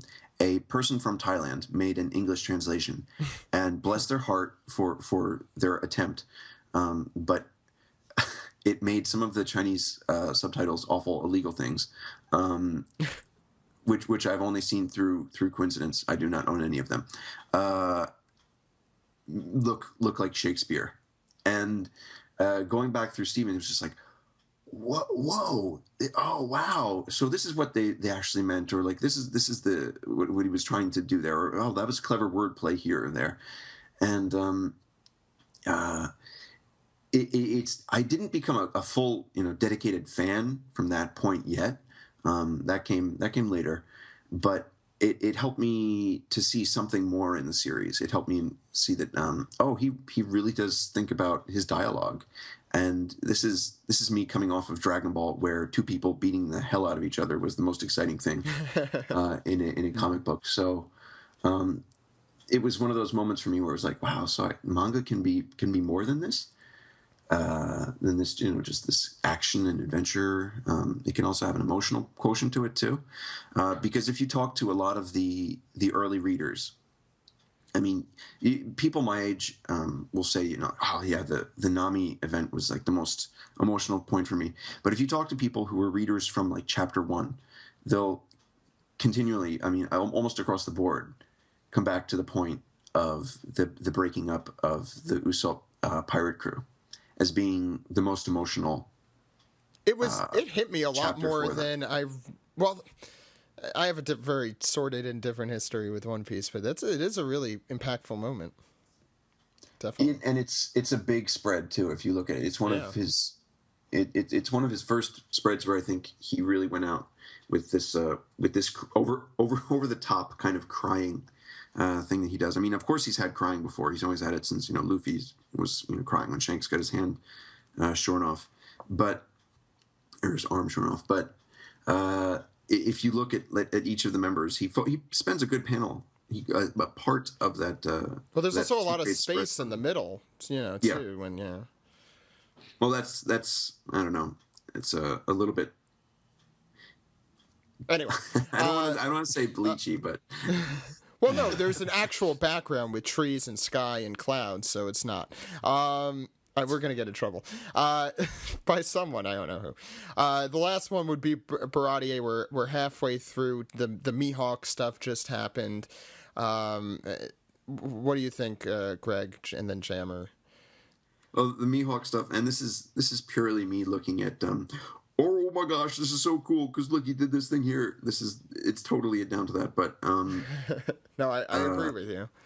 But you've got the Baratie, which is based on a place that he's been that he's worked at. That if you want to see that actual location, you can check it out in the OPP One Piece Japan. podcast. One Piece podcast goes to Japan movie, but this is the appearance of Panda Man, and that is awesome. That is, I mean, Panda Man. When I found out about Panda Man, I was just like, you've got to be fucking kidding me. There is a hidden character in this series, and that started just my fierce search for the existence of Panda Man throughout the series. It's so cool. I felt like you must have a little bit because I'm reading the SBS and their guy is like, oh, I see this panda guy in the background. Who is he? Oh, it's a wrestler named Panda Man. He shows up. You might see him again. What a crazy thing. You do not see that in other anything really. I feel like that's just such a attention to detail. I mean, also, Greg, such a different experience going through this arc, having been to Baratie. I'm like, which guy is which guy, and where did this happen? And oh, he's breaking the plates. Yes, he's breaking them again. It was really cool, and surreal. That whole thing, and what good food. They're not kidding when you read this, and it's like the food's good. It's very good. Jammer, what did you think about Baratie? Baratie. Well, Baratie, it's kind of weird. Like, this is another instance where I guess the circumstances of me reading it affected my enjoyment. I'm not sure what it was, if it was me or not, but I feel like the first 4 or so volumes of One Piece came out at one time, or not at one time, but in quick succession in America. And I feel like either it was really hard for me to find 5 and on, or there was some sort of gap in release. So, after I finished like the Kuro arc, like I was like, awesome. It took me a lot of effort to actually get, some steam into the series again. And just starting a whole new arc, it felt like a lot of work, because we were getting a new character. I wasn't sure what quite to make of Sanji and all these weird characters hopping around. And then all of a sudden, you Steve have Buscemi? Steve Buscemi. Of course. A very good looking Steve Buscemi. Not that he's not beautiful as it is, but he is, just to make sure. Yeah. That being said, this looking back, like watching or reading this arc in retrospect is like so much better because of all the groundwork it lays. Like, this is our first look at the bigger world. And I remember back when, that ship gets, cut in half. The galleon, yeah. Oh my gosh, like seeing that, and I was just like, what? They have some crazy shit up ahead of them. Like, there's no way that, like, how can these guys compete? And then nowadays, Luffy and like Sanji, or not Sanji, and Zoro are like cutting ships in half or blowing them apart. I didn't even realize Zoro's first. I really should have, because I'm a bad One Piece fan. But when he first shows up after the time skip, the first thing he does is he cuts apart a galleon. Not for fun. Yeah. He got lost, but yeah, you're right. He had every right to do that. Yeah, exactly. It was the wrong ship. He was on the wrong ship. it's justified. That like, because I read through 6, and then I just had a hankering to look at 61 again for some reason, because there's so much mirroring with the beginning of the series, and we talked about this on the podcast when we went through it. I remember a lot, but I didn't even realize how much was going on between 1 and 61. It's crazy. We'll definitely talk about that more when we get to it in a month or two. So go ahead. Really quick. I really appreciated just sort of this is really where he was starting to develop the much bigger world rather than just, arc. It was just like multi-layering of arcs and of storylines. And that's obviously something that's kind of a One Piece trademark at this point. But I just thought that was really cool how he was basically able to divert an entire storyline just to sort of give us a glimpse of what's to come. And that's pretty awesome. And just to give you guys... go ahead, Stephen. Go. Oh, and it's also something that, he would end up doing a lot more in the future. It kind of became a trademark of his, like, in Drum Island, when he hints at Ace and Blackbeard, because they had just passed through, and, stuff like that, where it's like, he just kind of continually sets stuff up while they're busy with something more pressing at the moment. And then it ends up like being like, oh yeah, we thought this thing we were occupied with was like a big deal, but it was actually nothing compared to this thing that he's hinting at right now. That's something that he started in the Baratie, and is one of his, I think, trademarks as a storyteller. It's definitely my favorite aspect of his storytelling. By far. I mean, I've talked about this on the podcast itself a lot. Just to put things in perspective, I was looking, as you guys were talking about, like the length of arcs. The Buggy was a little over a volume and a half. The Kuro stuff was closer to 2-ish, and the Baratie stuff is 2.5, or I think it's 3 almost. So you could tell it's exponentially growing. I mean, Buggy and Kuro is actually very close. I think in the anime, though, the Kuro arc is, like, significantly longer than the Buggy arc, if I recall correctly, which is probably what explains my disdain for it earlier on, prior to reading. Any final thoughts? Yeah, Greg. Yeah, one thing that's, I don't know, this is way too detailed and probably interesting to me. But if you look at the introduction of Mihawk, where he gets his name box, and I'm talking about the English edition here. Yeah. You can see that Doom behind him is written in a very specific font, a very strange font, and there's a reason for that, because if you look at the original Japanese version, the Don, it is a, I think we know by now it's a Don. The Don that is there is actually written in a very similar font that is it resembles, if you can notice there, the side of the hilt of his blade. Right. So it's just particularly noticeable on the exclamation point. But it was specifically made to look like the hilt of his blade. I'm glad the English version at this point in its publication kept that. That's good. The English version keeps that. I'm not sure if volume 25 also keeps with that. I'll check right now. But interestingly enough, in volume 25, when he has his other big, Don introduction, it keeps with the same font. I don't think I've seen Oda pull that since. But it's still one of those cool details that he has in the back of his mind that he's putting forth. And another one would be, and this is obvious, but his line to Zoro about being a frog in the well, which comes back in Fishman Island. They don't keep it in volume 25, by the way. They don't keep it in volume 25. It's just a regular Doom. It's regular Doom. Regular Doom. I have a Doom question. This might be more applicable to Steven. I noticed in early on, I think maybe just the first volume, maybe I forget when they stopped doing it, but at least in the English version, I don't think there were any dooms. It was all ta-da, and I was wondering if that was an Oda change or if that was just a translation change. They mentioned that in SBS too. Do they? I think they do. I think I read that. I think he changed it at some point. Or someone changed it at some point.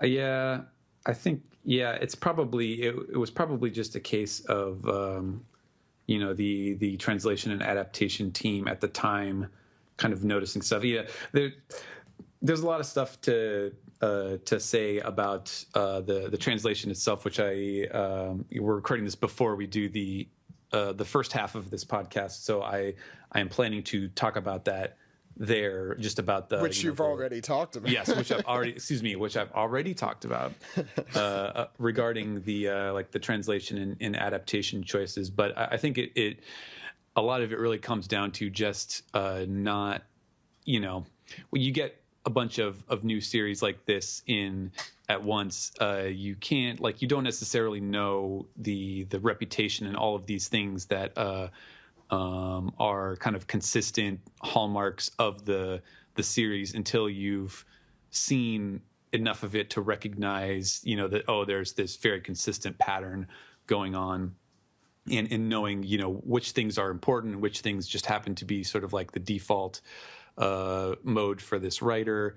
Is it just something he does, or is it something that has a greater or more subtle meaning to the series? And you just don't know these things, and so I think that's probably part of it. Is just eventually you get to that point where it has the SBS question. It's like, I noticed you do this dome thing a lot, and then it's like, oh yeah, I guess that is true. That is something that's very consistent, and then next thing you know, everything is doom or boom, or whatever whatever fits for that scene. So another note of Greg trivia off of that, there's one character in the series who consistently has an entrance onomatopoeia that is not don but bang. It's ben. And I don't know, when I read that, Stephen, I always hear like a shamisen, like a ba-bang, but yeah, that's totally just me. But should I ask who it is? That is the traditional, I think, sound effect. No, but which character gets that? That's what. Which character do you think it is, Stephen? Do you know? I don't mean to put anybody on the spot. I'm just let's do it. This is our. I mean, I I would assume it's either like Kumadori or one of the Wano, the samurai guys. Very, very early here. It's early. appropriate to our podcast. Oh, this episode. Reverie trivia corner. Kobe. Moment. Kobe. No? All right. Nope, not Kobe. That got laughs. Now give me a Nope, not Kobe. Zeph. I don't know. Nope, not Zeph. I'm trying to Steven? think of who would fit that. Gaimon. Oh, Kabaji? Bingo. That's a good Yeah. one. That would make sense. Why? Kabaji appears with a band. I don't know, because he's a performer. Well, I don't know. It's the unicycle. He has all of the special attacks that are very Japanese in nature, like the I think in English he calls it the breath of death, but in Japanese it's kaji oyaji, which is like Yeah. it's a joke based on there's like 4 things that you should be afraid of, and it's what is it, Jishin Kaminari Kaji Oyaji, which means earthquakes, lightning, fire, and dad. So it's like the 4 terrors of your life, basically. That's clever. And then he had the other one where he just kicks up a bunch of dust so you can't see through it, and like the name of the attack was like the murder in the steam bath or something like that, because that's like a classic sort of Japanese like 2-hour murder mystery TV special sort of thing. So yeah, that was the thing. I was just like, what is Japanese about any of these first volumes? And that was all I could think of. So I think there's one more thing that we'd be remiss if we didn't talk about, and that's Django, obviously. Really, that's the one thing? Not the art? Do you want to talk about the art? Because it is a lot different than anything we see today. Yeah, the characters are a little chubbier. I noticed that. It's like from the beginning. I didn't notice that. Just a little bit. Like they're not fat. In recent years, they've come to suffer from Dragon Ballitis. So, You mean muscles? Blonde hair and muscles? Is that and superness? No, but I very specifically remember transferring from the manga to the anime, and in the anime they were definitely lankier than they were in the manga, and then going straight from whatever chapter we are now all the way back to the early volume, they're a bit, I guess, chubbier or stubbier or something. Like basically proportionally, they are not as lanky as they're like currently. Squishier or something. Yeah, Something they're about They're it. just softer and rounder. Yeah, I guess it's more Disney-esque. And also, they're not as detailed in a way. And now, like, the early chapters, like, probably, apart from the formerly color, panels and stuff. Yeah. Like, they're almost look like coloring books in a way. As opposed to now where I guess, that he has so many assistants that they can, he could do more detail-wise and stuff. So, anyways, I just thought that was interesting. Greg. Yeah. Steve and I assume we talked about this already. Right? The art. Oh, okay. Yeah, Greg. Greg, did you have any thoughts? I like how Oda has. I mean, he's very playful with how he explains away, not mistakes, but just things that pop up, things that impede progress or might vex a normal author. I mean, Toriyama Sensei is a little bit more, not humble. I don't want to even compare, but I mean, he's just like, "Yep, I messed up. Whoops, I guess I suck." Whereas Oda it's hilarious how he's kind of I don't know how to say makezugirai in English. He's a little bit like kuyashi when I don't know. He's a spin doctor. He's able to spin in a way that makes him look like a genius. He's in the spin. Yeah, he doesn't want to admit defeat, I guess. He doesn't want to admit defeat. He doesn't want to admit that he's ever wrong. With his tongue firmly planted in his cheek. Yeah. So he has a lot of ways of explaining away things. And like Nami's growth, I mean, we were talking about Usopp's nose, right? It's like Nami's growth, it's, well, she's a growing girl. Usopp's nose, I'm sure he'd say the same thing. Well, he was only 17. So Chopper later growth on. spurt. Chopper. Turned into later, a completely different creature. Well, he's the only reindeer to eat a human fruit, so that's how when they get older, they get smaller and cuter. Exactly. Yeah. So you'll see a lot of his artistic choices back then that have changed significantly over time. And it's interesting to see how he's able to explain some of them away. So that is I think the big always one fun to see. is the woodworking guy. What's his name again? Minatomo? Oh yeah, Minatomo. Yeah. Yeah, because that's a perfect example of Oda's ingenuity in explaining away something that was completely wrong. Oh, there's this character that goes around and fixes doors. Okay, I think that's a good place to leave it. Greg, With Minatomo. With Minato. You don't want to talk about what's his name? Django? The guy you said we would remiss to not talk about? Well, we did. That's why I said. We did. Yeah. It's covered. Oh, totally. Love him. Dude. That was more for Django. the dude, yeah. Hopefully we'll have the dude on at some point to talk about Django in a Django exclusive episode. Call it Django Unchained. Oh my god. Not even touching that one. So Greg, hopefully we'll have you back in the coming weeks as we continue to go through One Piece, and hopefully you'll have. I know you're a very busy man. I want to throw all of One Piece on you again, but yeah, whatever you're able to do, we'd love to have you on, of course. You know me. If you throw One Piece at me, I won't shut up. I think we did pretty well here. And it's really interesting. I've learned a lot today. I mean, things I never knew, and I'm really glad to go through this early stuff with you, Greg and Jammer. Why don't we round this podcast off? Let us do it.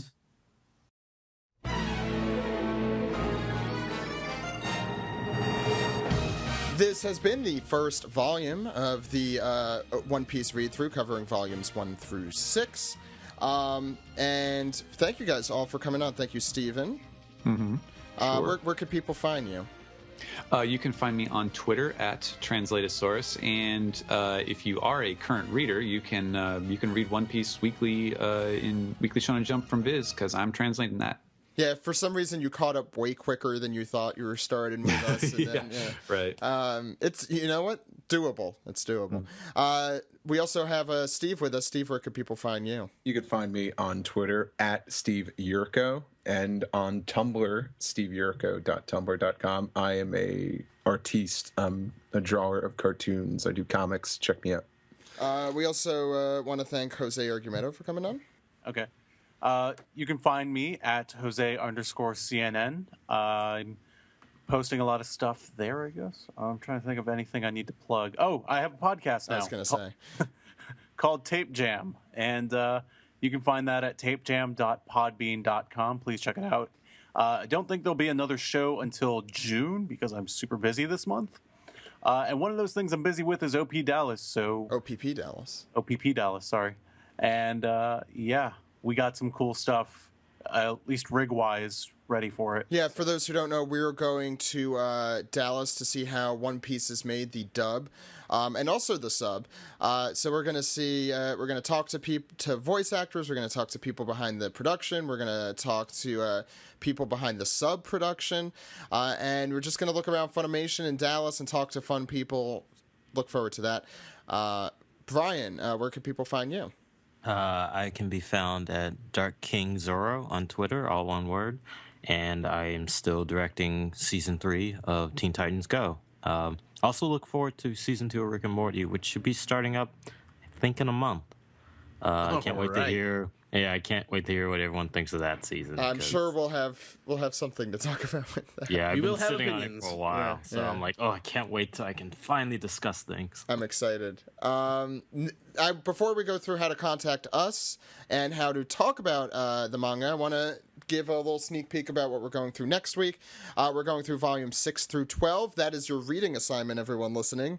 If you want to stay up to date with us, there's the second half of East Blue. It goes from where we are now to The Legend Begins. I'll put it that way. That's the name of the volume. And joining us as a special guest next week, we may have more, but we know at least Miles from Crunchyroll will be joining us. I'm excited to have him on. He's apparently been a very long-time listener of the One Piece podcast, and this is going to be our first time having him. As we said, we are going to have guests from Crunchyroll, from VIZ, including a lot of the editors who worked at it at the beginning, including Jason Thompson, Uriah Brown, Alexi Kirsch. Plus, we're going to have Amy Marr from VIZ come in, Marlene, who I think is currently doing Toriko for Viz, and many others. Plus, we're going to have artist guests like Joey and Brian, who will be returning. I think the next time you're coming back is for Skypiea. Yeah, unless you want me to come back earlier than Well, if you'd like to come back earlier than that, you're welcome. We still have space open, yeah. We'll see what my reading is like. Yeah, I think that should be the test. Yeah. But Ed, for those who want to contact us, they could not only hashtag OPReadthrough to let us know what they're doing, but they could contact us through these means. Indeed. Well, I am on Twitter at Edward E. Festizio, and you are Zach_Logan. Oh, thank you. Yes. Yeah. But as for the podcast, you can go to OnePiecePodcast.com, Twitter.com, YouTube.com, and Facebook.com/OnePiecePodcast. OnePiecePodcast.tumblr.com for news updates and funny pictures. One Piece Podcast is our Skype name. OnePiecePodcast@gmail.com is our email address. Subscribe on the Stitcher Smart Radio app or on SoundCloud. You can also subscribe, rate, and review on iTunes. Please do all three of those things. And you can also call us on our phone number. Zach? That phone number is 347-497-MAJI. That phone number again is 347-497-6254. Call anytime. Call anytime, Zolo. Zoro doesn't have a Folo. Use Zolo. So if you guys, Zolo, time to go. So if you guys have thoughts about the next 6 volumes, please leave us a voice message, and we'll play that voice message between segments that we do for next week. Get a little fan feedback, because we've had people asking, "Hey, can I come on the podcast?" That's the best way to do it. I'm really excited. Some very seminal material next week. I don't know the word quite to describe. Actually, 2 weeks. So we're taking a week off. I should have probably said this to start out. We're taking a week off. We're going to have Steve's spin-off podcast, 20 Minutes of Bullshit, if you just want to hear him and One Piece Podcast regular, The Dude. Who is probably going to be very upset that there wasn't more Django talk. There'll always be more Django talk. That's what 20 Minutes of Bullshit is for. Yep. I don't think they talked about it, but we're going to have an episode of that next week since we're going to be in Dallas filming. We'll return on May 28th with the second half of East Blue. So you have 2 weeks to catch up on these 6 volumes. That's the good news. And please, again, hashtag it at OPReadthrough. And you can follow us all on Twitter, where we'll be reading through it and probably posting pictures and talking about it. There's a lot of really cool stuff that we can't go through in the 3 hours that we spent. We promise future episodes will be shorter. This one's a little longer because we went through how we all got into the show, which is an in-depth discussion. So without further ado, my name is Zach. My name is Ed. We'll see you next week, everyone. Goodbye. Goodbye.